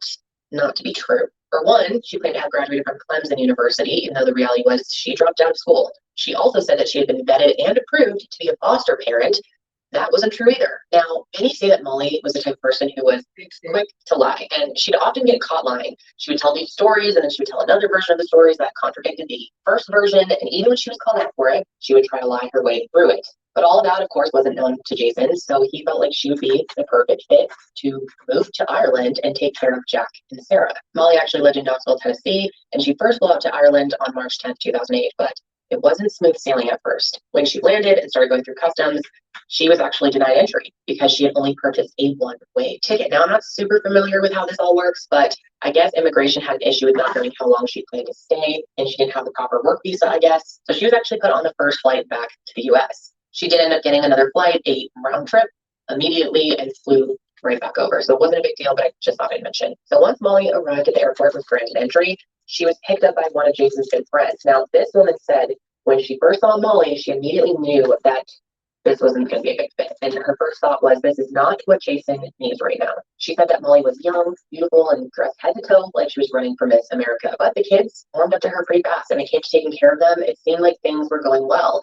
And the kids seemed to enjoy her, so Jason thought all was good. And when it came to Molly and Jason, things picked up pretty fast and went in a different direction. And this doesn't make you burn, but it's been said by many that they actually got together that first night she arrived. But before I get into her relationship with Jason, it's important that I also tell you about Keith, Molly's American boyfriend. In the years leading up to leaving for Ireland, Molly was in a relationship with a man named Keith. And according to him, the two of them didn't even break up when she left for this job. He said that Molly had been really struggling with her mental health and had been recently released from the psych ward around the time that she was first talking to Jason about becoming his au pair. Keith had said that he didn't feel like Molly was in the right headspace to travel to a different country and take care of children, especially children who just lost their mother. He also says that Molly told him that she wasn't going to be there long, which is weird because she told Jason the opposite, that she had the intention of being their au pair for a long time. But anyway, after 2 weeks of being there, she tells Keith that she's never coming back. And he was very hurt. He felt like he had supported her through some really difficult times, and it was kind of a slap in the face that she gets up, moves to a different country, then tells him that she's never coming back. And apparently at this point, she completely shut him out of her life. And he was pretty shocked by this. I mean, they were still dating when she left. So crazy turn of events. But anyway, let's get back to her relationship with Jason. Now, I think it goes without saying that it's pretty problematic to be dating your au pair, especially one that lives with you who you just met. And Jason knew that the situation wasn't ideal, but it seemed to be going well for quite some time. And Molly was growing extremely close to the kids. And on the outside, it seemed like everything was working out. But looking back, Tracy, his sister, says that there were some red flags that she didn't notice at the time. For starters, Molly didn't seem to be very transparent about her life back in America. She never really seemed to want to answer anyone's questions or tell anyone about what life was like back at home. And maybe this was because she left still in a relationship, or maybe it was because she'd never disclosed the truth about her past. She also seemed to take issue with Jason's best friend, Paul. And I know it's totally normal to not jive with all of your significant other's friends. But looking back, Tracy feels that she was trying to distance Jason from those he was closest with. But again, looking back at the situation after the aftermath of what happened. For the most part, though, most people in Jason's life were happy for him. They seemed to like Molly, and they, felt like the situation was a little iffy, but they were happy to see Jason happy. But their honeymoon phase didn't seem to last for long because emails have come out between the two of them that show that some issues had arisen. Just a few months after Molly had arrived in Ireland, Jason actually sent her home so that she could have some time with her family, and this was just temporary. But this is when they were communicating via email. And in these emails, Jason starts expressing concerns to her that things were moving too quickly between them. At this point, it had only been 2 years since his wife had passed, and he wasn't even sure if he wanted to get married again. And this seemed to have upset her because she had some not so nice things to say back. And Jason and her ended up coming to the agreement that they could continue to date, but he would feel more comfortable if she moved out when she got back to Ireland and got a different job, which makes sense. Now, she agreed to do this, but it never ended up actually happening. Instead, Molly continued living with them and then eventually made it clear that she didn't want to live in the same house that Mags had once lived in. It made her uncomfortable, but she still wanted them all to live together. At one point, she even said that she felt like she was, quote, living in her shadow. So after a lot of convincing, Jason agreed, and he sold their home on the 3rd anniversary of Mag's death. And actually, it's interesting to note, but when the paperwork came in on that day, he told his sister that it was clearly a bad sign, but he moved forward anyway. And then on Valentine's Day, 2010, Jason ended up proposing to Molly. I mean, he did love her, and most importantly, the kids seemed to love her, and that was huge for him. So they get engaged, everyone's happy, but after some time, Molly decides that she's too homesick to stay in Ireland, and so she wants Jason and his kids to all move back to America with her.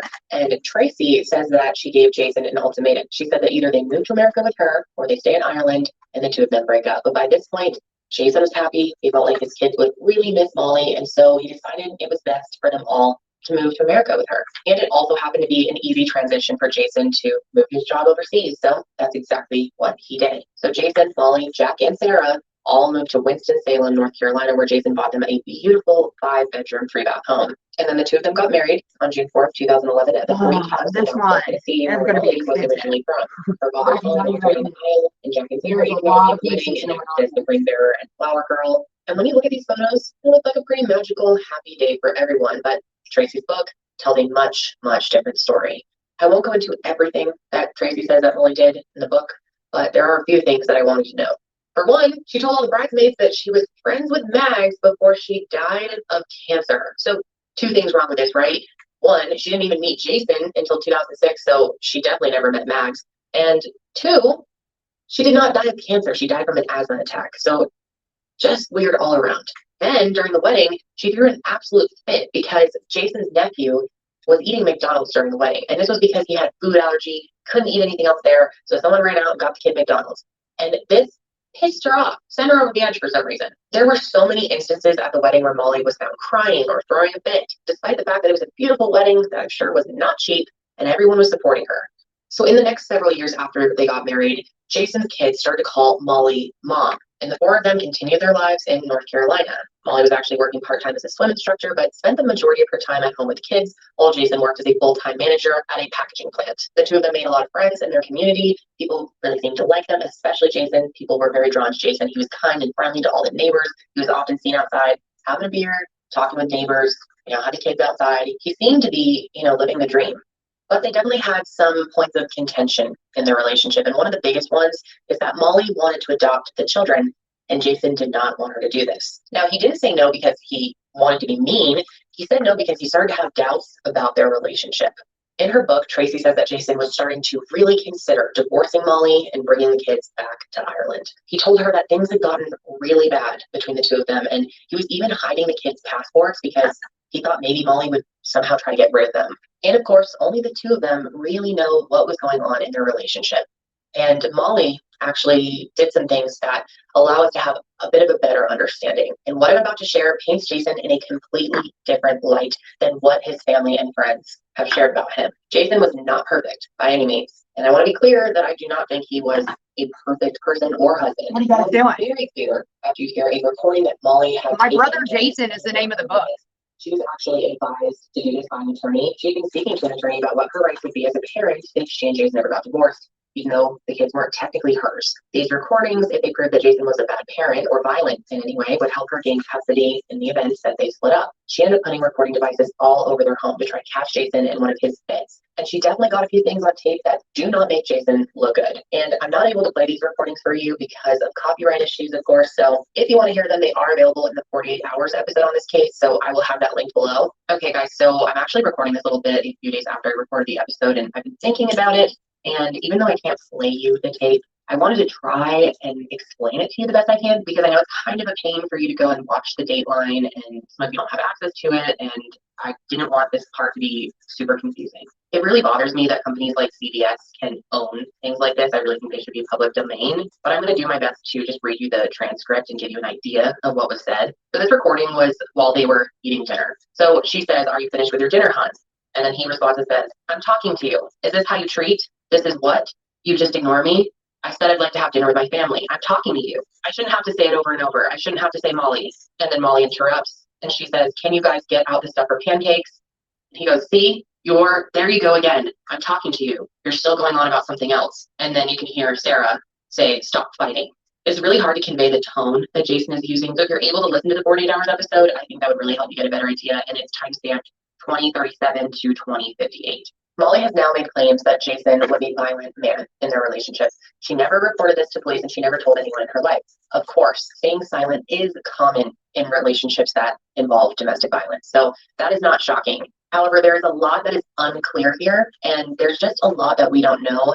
I mean, the fear of retaliation can be debilitating. There are many reasons that someone will choose to stay silent. However, it's been heavily debated whether Molly's claims are true or not. And because we don't have this information, I certainly don't want to speculate any further. Like I said, no one knows the 100% truth about their relationship and their arguments other than the 2 of them. And the only one that is here to speak now is Molly. Molly's family will say that Jason was a terrible, controlling, violent man, and Jason's family said that these are all lies that Molly and her family have made up to justify what she did. So the only right thing for me to do in this situation is tell you both sides, and you can come to your own conclusion. But that brings us to the night of August 1st and the early morning hours of August 2nd, 2015. That evening, Molly's parents, Tom and Sharon, showed up to their home in North Carolina. The exact purpose of this visit has definitely been questioned by some. Some will say that Molly and her father planned for him to be around that night, while others say it was just a typical visit that went terribly wrong. So they arrived at 8:30 p.m. Yes, I need grout. Yes. I have some on my Amazon wish list. I found the cheapest shit that I could. Yeah, I need to get grout. I don't like the prices at Hobby Lobby and Michael's for it. Temu, I didn't see it on there.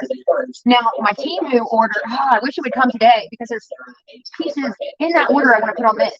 Tom and Sharon went to the guest bedroom in the basement, and Jason and Molly went to their bedroom on the first floor. And both kids were sleeping in their rooms on the second floor. Now, according to Molly, she was woken up at 3 a.m. by Sarah, who came into her room. This is going to be Mosaic. She had a bad dream. Molly claims that you are the best, chubby cherub. That's it. You're my favorite for the day.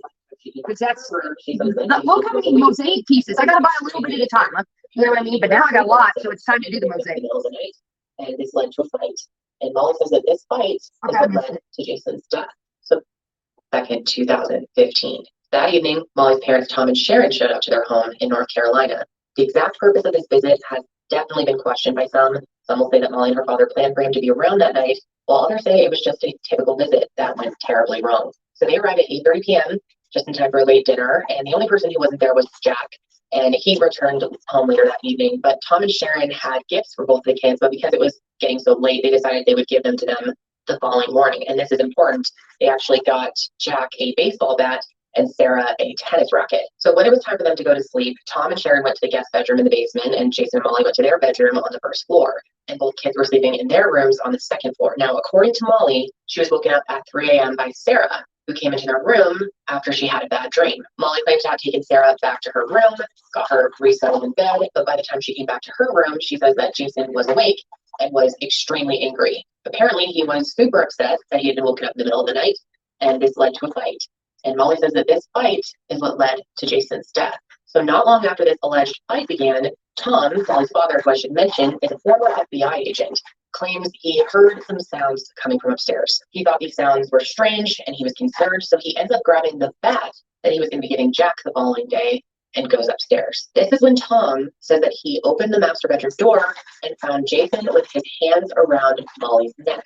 Tom says that as soon as Jason saw him, he turned around to face him, put Molly in a chokehold, and then dragged her to the bathroom and said, "I'm going to kill her." He then claims to have begged Jason to let her go, but it was clear that that wasn't going to happen. So that's when he made the decision to grab the bat and go after Jason. According to statements that Tom gave later, the first blows with the bat did absolutely nothing to Jason, and he was still choking Molly. So he kept hitting and hitting and hitting. At one point, he said that Jason let go of Molly so that he could grab the bat and start trying to pull it away from Tom. As the two of them began to struggle over the bat, Tom even said that during the struggle, at one point, Jason pushed him and Tom ended up face first on the ground. According to their story, Molly is free at this point and she starts yelling, "Don't hurt my dad." And at this point, Jason gets complete control of the bat. And she's worried that he's going to then come after her dad with the bat and possibly kill him. So according to her story, this is when she picks up a brick that just happens to be sitting on her bedside table and goes after Jason.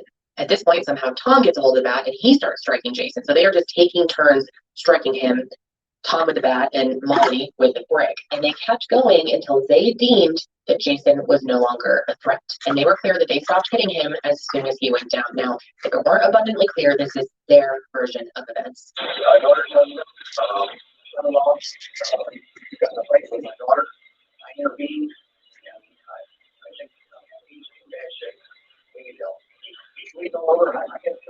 But after 911 was called and EMS arrived, it was clear to them that this scene seemed to tell a much more violent story than just self-defense. One first responder actually described it as overkill. And just a warning, this next part is pretty graphic, but one first responder said that when he went to pick up Jason's head, that his fingers went right through his skull and he was touching his brain matter. That's how badly his skull had been smashed in.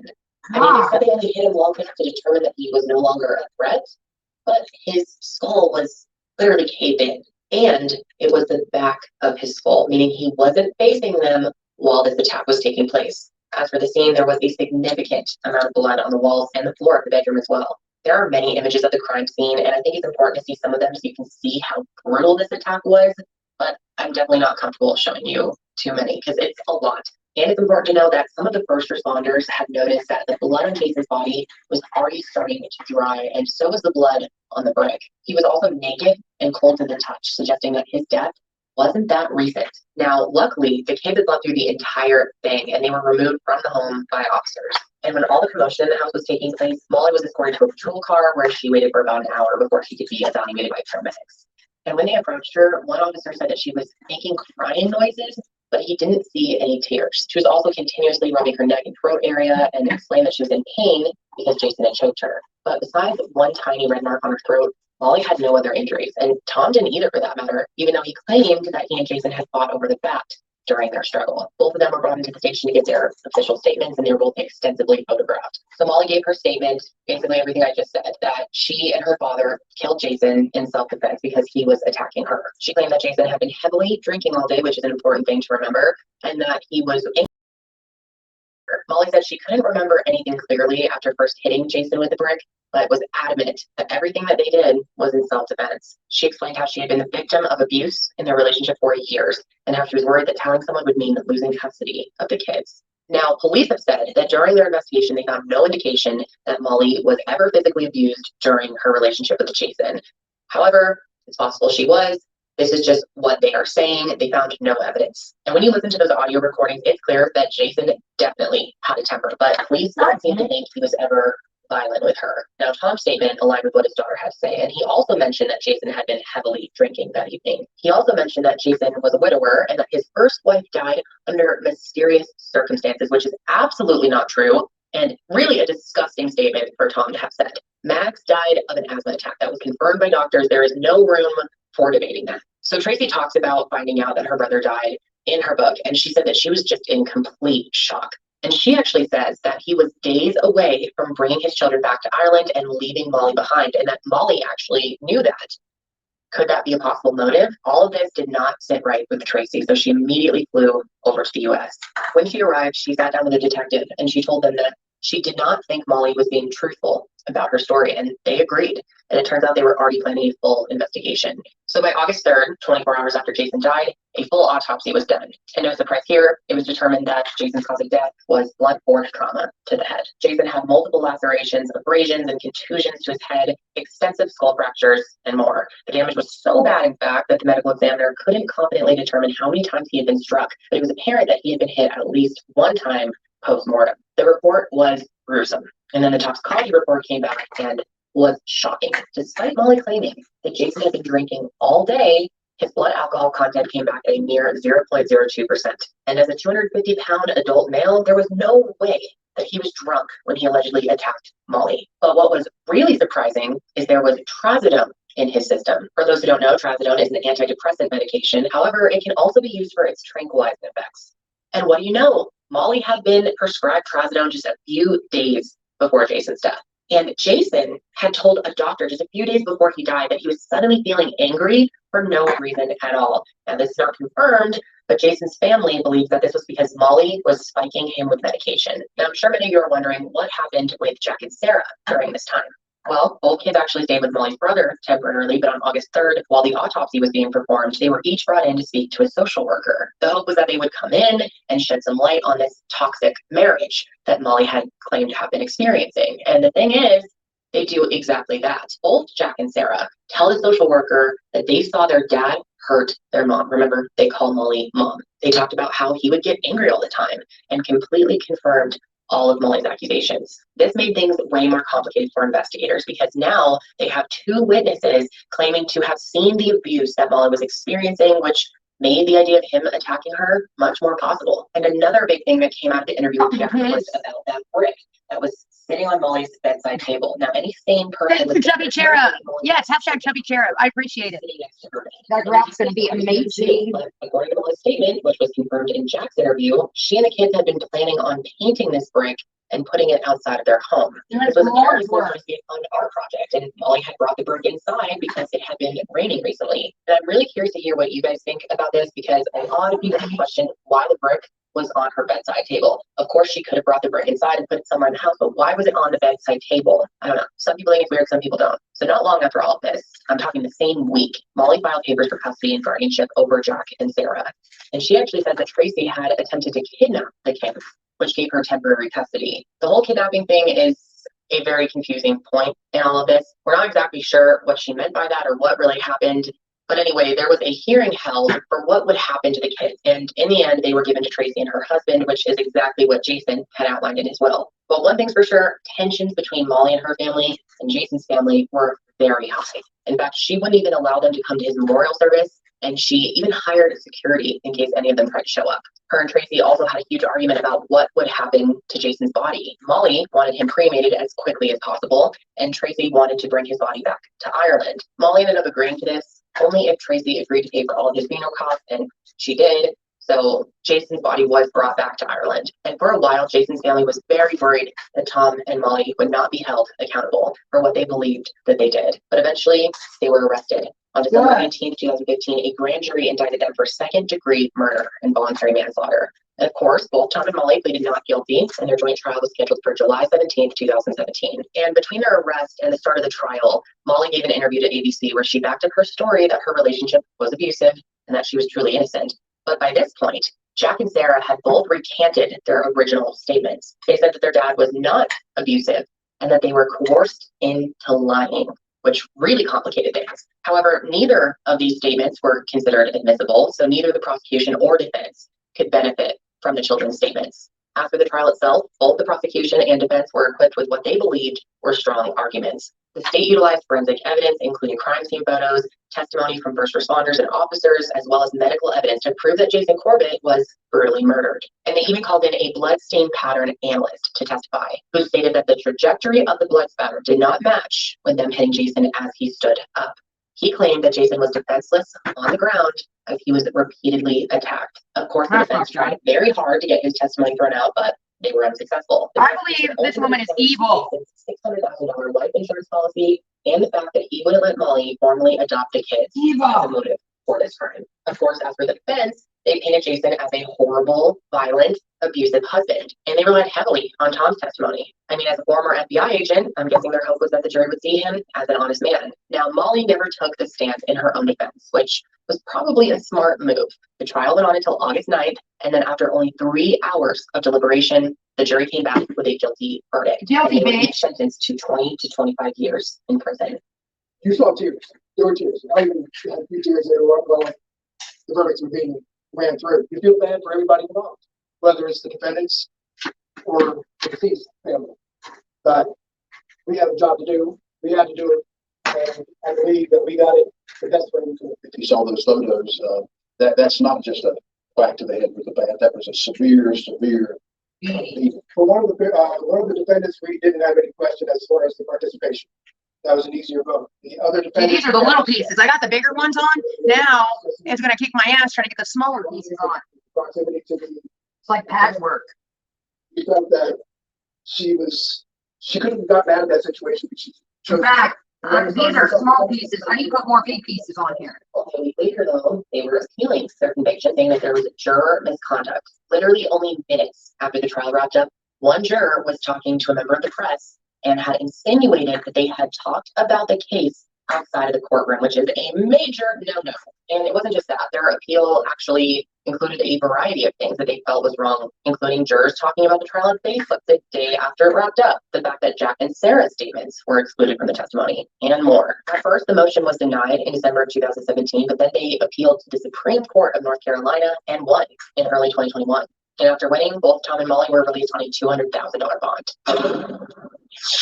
Tonight, Molly Corbett and her father, Tom Martins, are free on bail. The father and daughter pair left the Davidson County Jail just an hour apart earlier this evening. The two were convicted. What do you guys think? of second-degree murder in Thank you. 2017 for the death of Molly's husband. What do you guys think about all this? In Davidson County in 2015. Yeah, last month, the North Carolina Supreme Court tossed out the conviction and ordered a new trial. After their release, there was some question over whether or not some type of deal would be made, but Tom and Molly are actually sticking to their original not guilty pleas. And their retrial was actually supposed to happen last month in June of 2023. However, it was postponed to November 6th of this year. So this is coming up pretty soon here, and it's likely going to be a pretty high-profile trial. So let me know if you guys are interested in some trials. I'm very curious to see how this will shake out. I know you guys are going to feel very split on this one, but it's time to dig into who Rob Andrew was. Now, by looking at Rob Andrew's like backstory and everything, you can really say that like he had it all. He was extremely successful. He had a great high-paying job. And when he settled into Oklahoma with his family, he had just taken an executive position at an advertising firm. She had him killed. What do you mean? I already know the end of this story. So, I mean, he's making great money. He was extremely well liked and respected at work and in his community, which, you know, everyone loved him. He was even a deacon at his local church. Every Monday, well, he was at church every Sunday, and then every Monday they would have like a men's meeting at 6 in the morning, and Rob was there every Monday morning.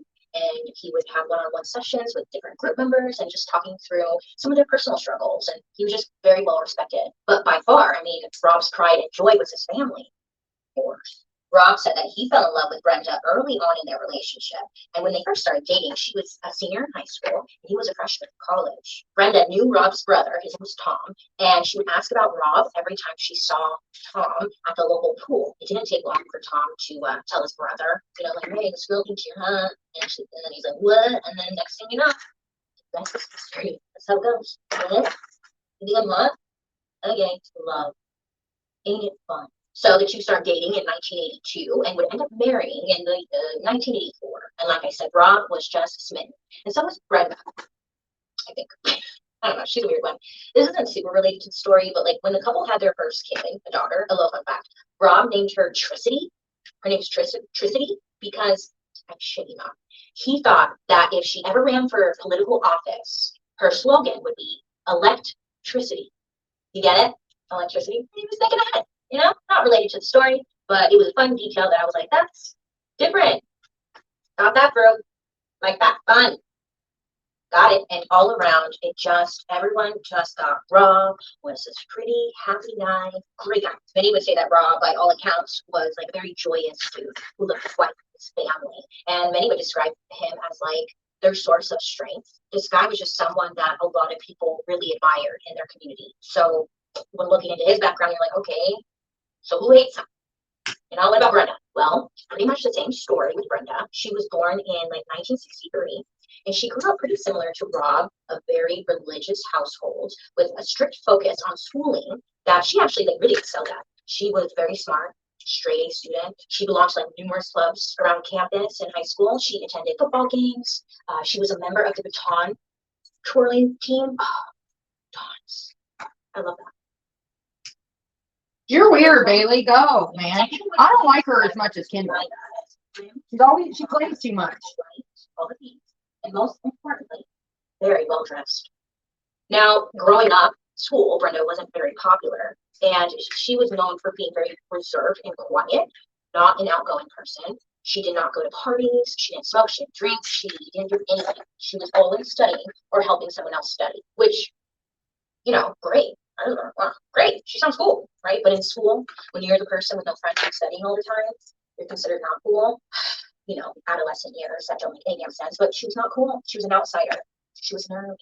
And she was super shy and quiet. So with all this backstory, it's kind of hard to pick out like where either of these people would have made enemies. Brenda was like a model housewife. Who's not going crazy? It's important. She's ripping apart this jewelry. See, they're like little pins. And for them to stay the way I need them to, I got break it. And then they're lovely kids. It was just perfection. You know how that goes, huh? People got secrets, man. I sure do. I get surprised every week when I do these. I'm like, wow, they got them secrets. For many people, though, living this perfect life of just being perfect, it could get boring. Just as the police were looking into Rob, they were also looking into his wife, his job, his associates. And since they were so plugged into their church, the community within the church, the police had like a huge group of people to draw testimony and evidence from because they all like to talk. And as it turns out, there was plenty to learn. I love it. I don't love it, but like, I love to talk. They say too much. Yeah. Well, as it turned out, I mean, there was plenty to learn. The church that Andrew, well, both of them had belonged to, they had been whispering, chatting about Brenda for quite some time, which is how the police found out that Brenda, she was having an affair. Yeah. So this was not like new news to Rob. I guess he had been suspecting that she was there for quite some time. Rob, he was a journaler. What's the word? He liked to keep a diary. Thank you. I love it. Person who keeps a diary. Same. Over the years, he wrote entries in his diary, noting each time he found out Brenda was with another man. Now, apparently, this was a habit she got. Like after they'd been married, not that long. I guess she just, I don't know, just was thinking. So Rob wasn't moving around the country for work at the time, which often meant he and Brenda were not together every day. So at one point, he had moved to Texas for a new job opportunity, and he had left Brenda behind in Oklahoma. Now, eventually, she would join him there, but this wasn't the only time that his job came before her. This happened often, where Brenda was the one who would have to give up job opportunities and friends so that they could move for Rob's job, chasing his success. And after time, I mean, I guess, that gets old for some there, and as time went on, I mean, Brenda really got over it. She's tired, okay? And when it came time for Rob to return to Oklahoma as an executive at an advertising firm, Brenda did not want to leave Texas. I couldn't find out how long she had stayed behind, but Rob left for Oklahoma in 1988, and it wasn't until December in 1990 that Brenda had their first child. So there was some space in there, which got me thinking, oh my God, I wonder if the baby was even Rob's. Yeah, I don't know. Whatever, it's not our business, but I was like, she got pregnant, like they weren't really together. Now Rob would say, like in his diaries and stuff, that he didn't distrust her. He loved her to death. So he went on ahead and like let her do her thing. If she wanted to stay behind, he was like, do your thing, sweetie, I support you. I'm sure it wasn't that simple, but like Rob just wanted them to be together. But now that Rob was dead, the affairs of Brenda and Drew became prime evidence, and everyone had something to say about her. Sure did. Small town Bible Belt. They're like, well, I heard this Brenda. She likes to eat chickens on Tuesday. I don't know what they say. I like to talk. I like to listen. So, anyways, after Brenda came back to Oklahoma, she quit working and started a life as a stay-at-home mother. And for a brief time, it seemed like Brenda might like settle into this role, which was like really exciting to Rob to be a nuclear family. And Brenda seemed like the type for it. Brenda wasn't the same when she came back to Oklahoma, though. Something was different. She wasn't the person that Rob had married. She probably was something. So Brenda always talked about wanting to be like a stay-at-home mom and take care of the kids while her husband worked, that good old-fashioned American dream. But when she moved back to Oklahoma, she hired a nanny to watch the kids so she could like run some errands during the day. Which, fine, that's normal. But that nanny, her name was Jennifer, she remembered that Brenda would hire her for like the evening. And then Brenda would like come downstairs and tell Jennifer that, I just want to get some groceries. And I'll be right back. Thank you for watching kids. But Jennifer, the babysitter, she was like, when Brenda would come down the stairs, she would be wearing full on party girl attire, sequins tops, titties lifted, squished, glitter on them, hair big, full. Like the babysitter was like, there's no way she's going to the grocery store looking like that. I mean, maybe she was.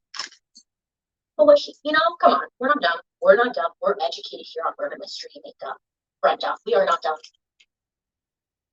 So around the time that Brenda started like dressing differently, she also changed her hairstyle as well. And for church women, they notice that her outfit style has changed. She's dressing a little bit more like a secure, confident woman who isn't afraid to show her bodily shape. Anyways, but they were talking, they're like, I heard she dyed her hair red because one of the men she was sleeping with liked redheads. That's what I heard. Lots of theories going around. But it wasn't just when Rob was away, Brenda was playing. Like, there was this one time where Rob wanted to bring Brenda along to some kind of business dinner. The kind of like important executive people wearing suits and ties that you go to build relationships, cut deals, network, business, cool stuff. So he brings Brenda along. Now, Rob, an openly religious man, he makes no bones about his faith or devotion to it. So when he shows up with Brenda, who is looking like she's ready for a night at the kitty cat club, Rob's business partner actually like told Rob she looks like a hoochie. Yes, I can find her too. That's really rude. That's really rude. But when it comes to business relationships, so kitty cat, Brenda over here showing up like she's going out for the night just wasn't a good look. It wasn't a good reflection of this serious businessman. They're thinking like, who's this girl and is she going to cause the business a problem? According to Rob's diaries, I mean, even while like we were living together, Brenda would be out buying tons of lingerie, and she would purposely leave it out on the bed for Rob to see, and this would like get his hopes up. Ooh, she got that for me, but she would never wear it for him. I guess according to him, like she loved rubbing it in his face. And well, I was like doing research for this stuff. I was like, I don't understand why he put up with it for so long. But then again, like I get it because a lot of people do this in relationships. They just want to make it work. So maybe that's what he was doing. Because okay, look, this is just a personal opinion and not like factual information I found. But like it seemed like Brenda really liked to kind of taunt him with the cheating. Like he knew about it. It almost seems like this guy is king. Right? It's kind of what I was thinking. I mean, like if someone is actively cheating on you and like leaving out lingerie and like hot stuff but not running for you, wouldn't it even like what the fuck? I don't know. I don't know. I was just thinking it was his kink or something because why would he put up with that? But still, yeah, he's a man of the church and he has to do like, you know, with the church, he doesn't want, I don't know. What's a good example for the church? So I can understand that part. Taunting him? Brenda was just a real big bitch. Well, I'm sorry I said it, but she was. Which brings us to James Pavat. Hello, James. Who's James Pavat? Let me tell you. Okay, great. James Pavat was another member of the church community. And he even went to the same church as Brenda and Rob. And he was even a deacon, just like Rob. And then on the side, where I think his main job was like insurance policies and stuff, life insurance and whatnot. So when Rob wasn't around at the church, Brenda would often be found getting all cozy next to James. Brenda and James were quite comfortable with one another, so much so it made members of their church start feeling like something bigger was going on between them. They were just a little, you know, they weren't too close. Many of them said that they were practically attached at the hip and would fawn over each other at church. And eventually it became so obvious to everybody that they were having an affair that members of the church asked both Brenda and James to step down from their positions as Sunday school teachers. Yeah, they were Sunday school teachers. Conflict of interest, I guess. I'm not sure the reasoning. Anyways, it was so well known how close the two of them had gotten that by the time police came asking questions to the church members, oh, they had plenty to say. They're like, my turn, great. Yes, I've been waiting. So on day one, I noticed what's even more wild is that while Rob and Brenda were still married, Brenda. She took a vacation with James. Now this one like got me because I could not figure out Good like that green on there. Brenda and James. They took a vacation together, and Brenda brought the kids with them, Rob's kids. It's very bizarre. Literally, they took a family vacation, and they have tons of pictures of all the whole family, not Rob, but James, the kids, and Brenda. Tons of pictures of them eating together, laughing. Oh, it looked like such a fun vacation. I mean, if you didn't know Brenda was married to Rob, you'd assume from the pictures that was her husband and the kids they had. It's just weird. Like, I could not figure out, did Rob know? He had to know, right? I don't know. Bringing our kids into this. Now, we don't know how close Rob and James were, but what we do know is that the two of them took a hunting trip together. Kind of strange for people who don't know each other, huh? And on top of that, get this, James sold Rob a life insurance policy because that was his job, right? So Rob signs a life insurance policy with a payout of $800,000. Yeah. Now, while all of this was happening in their marriage, Rob did eventually become a bit more suspicious of Miss Brenda. On October 26, 2001, Rob made a phone call to the police. See what happened? He reported that he was backing out of the garage and he noticed that his brakes weren't working like they were supposed to. So he goes to a car mechanic, right? And they lift the car up and they see that the brake lines on his car were cut, which would have been a death sentence had he not found out on the road. Allegedly, Rob was a pretty fast driver. He liked to go fast, and that probably would have killed him, you know? Now, Rob knew something was up because when he called the police to report that his brake lines were cut, he literally says on the 911 call that it seemed like someone was attempting to murder him. He says this on the call. He's like, that seems like attempted murder, right? Yes, Rob. Yes, it does. Now, I don't know why.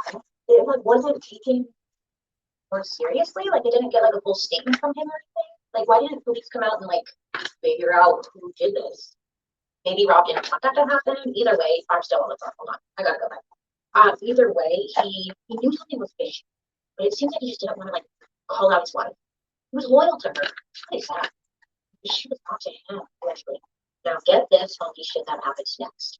So Rob's at the car shop, right? He's waiting for his brakes to be done. He gets a phone call from an anonymous caller. And whoever's on the other end tells Rob that Brenda is in the hospital. She had a catastrophic car accident where she was involved in one, right? The caller said that she was in really bad condition. She was in bad shape. They didn't know how long she had and that he needed to get there right away. But when you get a phone call like that, you're going to start panicking. But for some reason, Rob, not for some reason, he knew something was going down, but he was really smart because I would have never thought to do this. Rob decided to call the hospital where the caller said Brenda was at. He hangs up, Brenda's in bad condition. He decides to call the hospital.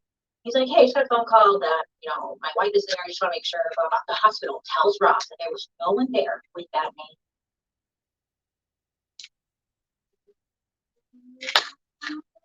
Honestly, that was smart, right? I don't know if I would have done that. I would have just believed it. Like, oh my God, I have to get there right away and like go. But it was clear to Rob, whoever was making this phone call was obviously trying to scare him and make him get in his car to drive to this hospital, which was like 30 minutes away. And if he was speeding because, you know, he's got to get there and his brakes were cut, it would have been fatal. It would have probably led to his death. Now, this was a clear attempt to him that, you know, someone was out to get him. And this person wanted Rob to get into an accident. So this is when Rob really starts putting the pieces together. And he's like, who the hell would want to hurt me? Who would benefit from my death? You know, Rob can only think of two people, Brenda and James. Rob wasn't stupid. I mean, he found Brenda sleeping around before. Remember, his diary was full of instances of him finding Brenda alone with another man, or he would like hear from friends that they saw Brenda with another man one night when he was there. You know, like, everyone had something to say. But Rob even knew. He knew. But it's so sad because even though he knew, he was still determined to make it work between him and Brenda, especially for the kids. He just wanted to be a happy family.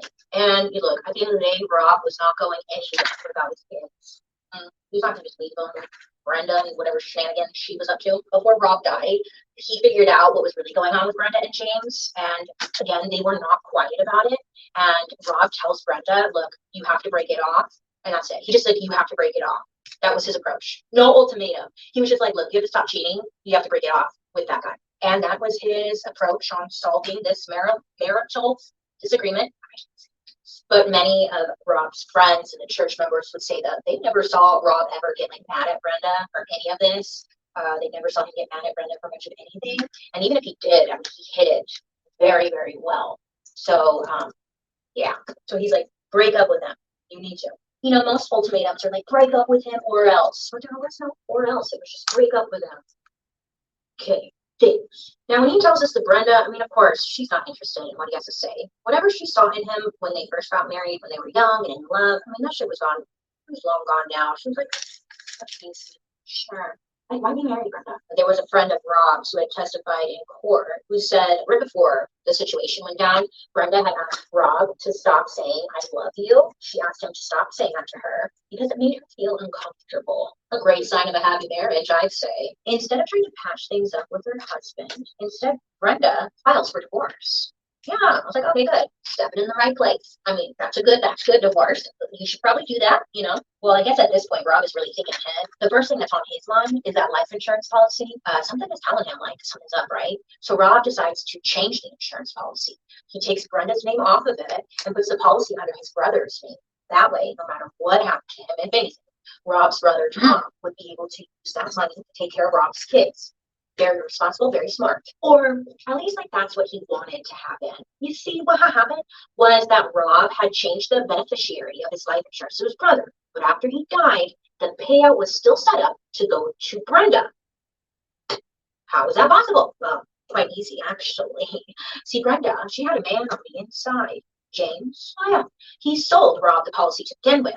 And Brenda wanted to make sure that she was going to receive this payout from Rob's insurance. He's died. All James would need is a forged signature from Rob to move the payout back to Brenda. Now, this was the key piece of evidence the police were looking for. The police get the life insurance policy. They're examining it.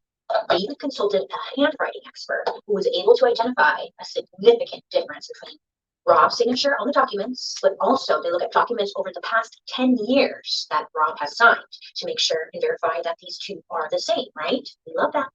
Now, Rob would add like this, it's called an ichthys to his signature. So you know that Jesus fish? Wait, how's it go?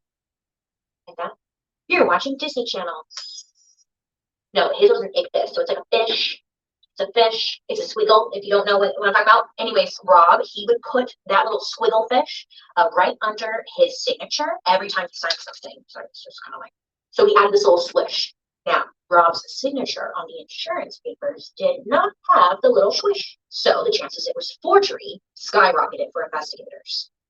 Now the pieces are beginning to come together for investigators, right?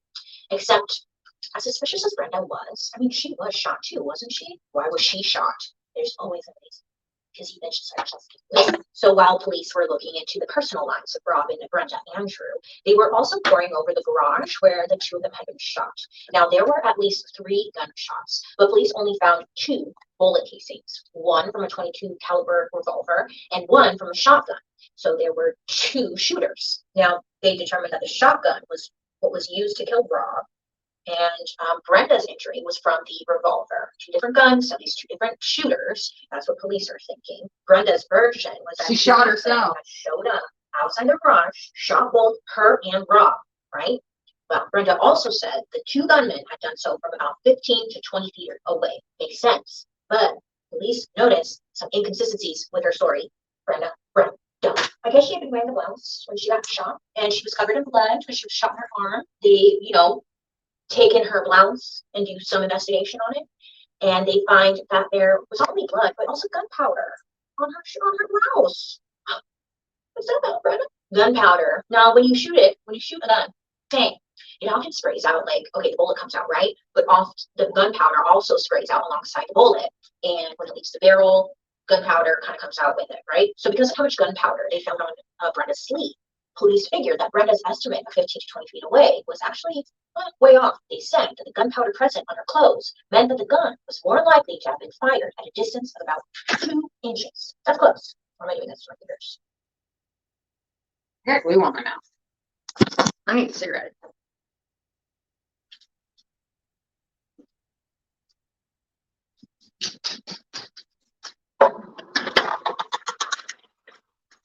This is hot.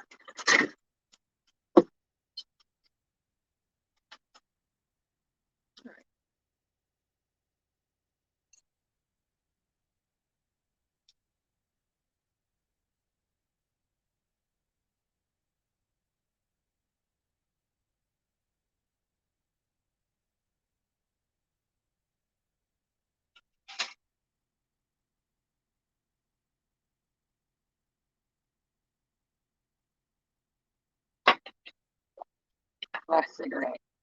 Hey, kittykins. 17 days. Yeah.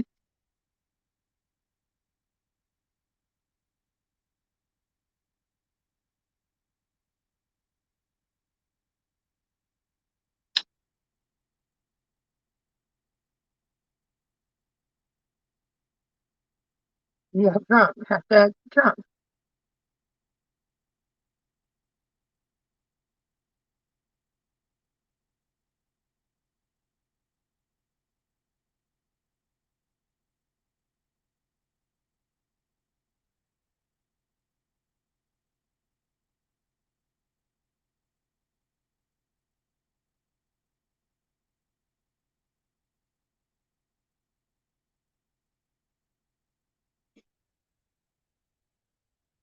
In a couple weeks, kittykins.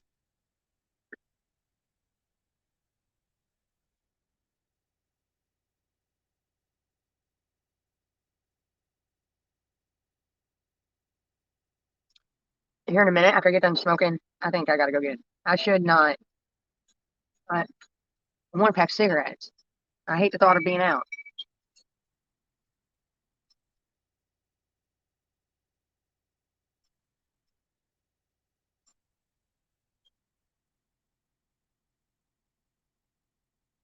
I want a Polar Pop.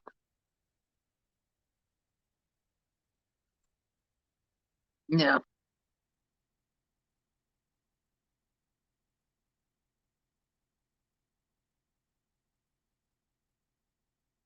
Yeah, I'm sober, of course, but the thing is, Hollywood, when I go to my surgery next time, when I go to do the scope, he does not want nicotine in my bloodstream at all. And so I'm supposed to go next Monday, but I'm going to push it back again. I know. That way, okay, for 2 reasons. One, obviously, I can't have nicotine in my system. And 2, I want to be able to tell him, hey, I've been off the sauce for over a month, and hopefully that'll give me more time to heal.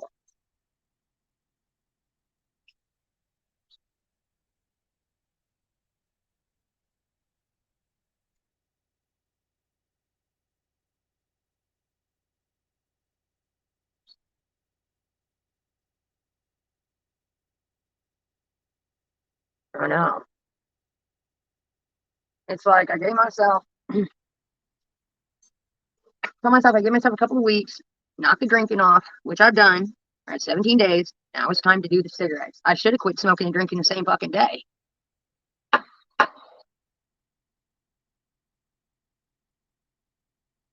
I gotta be, not by choice either. Depressing.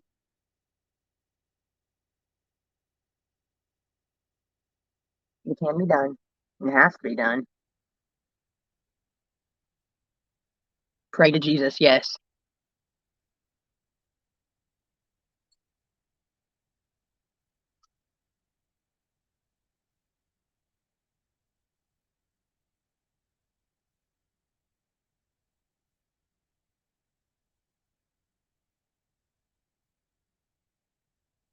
Not nicotine patches have nicotine in them. He wants me off of nicotine. Zero. None. And as far as he's concerned, I should have already quit years ago.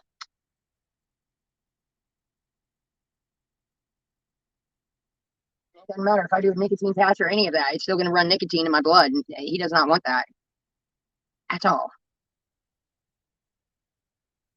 So, boo. That's that.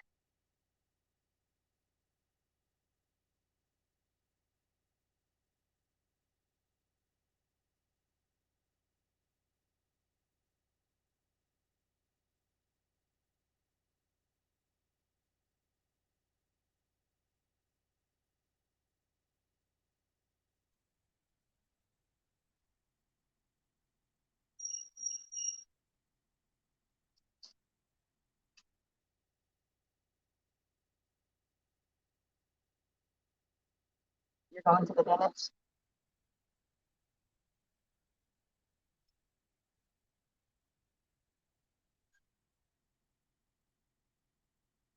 Well, I'm going to run. At least get a pop and then debate if I'm going to get a pack of cigarettes. I probably will. Quit tomorrow. I already smoked today. There's no coming back from it today. So I'll be back for dinner. I'll be back around 5 to cook dinner, guys. Love you, minutes. Bye.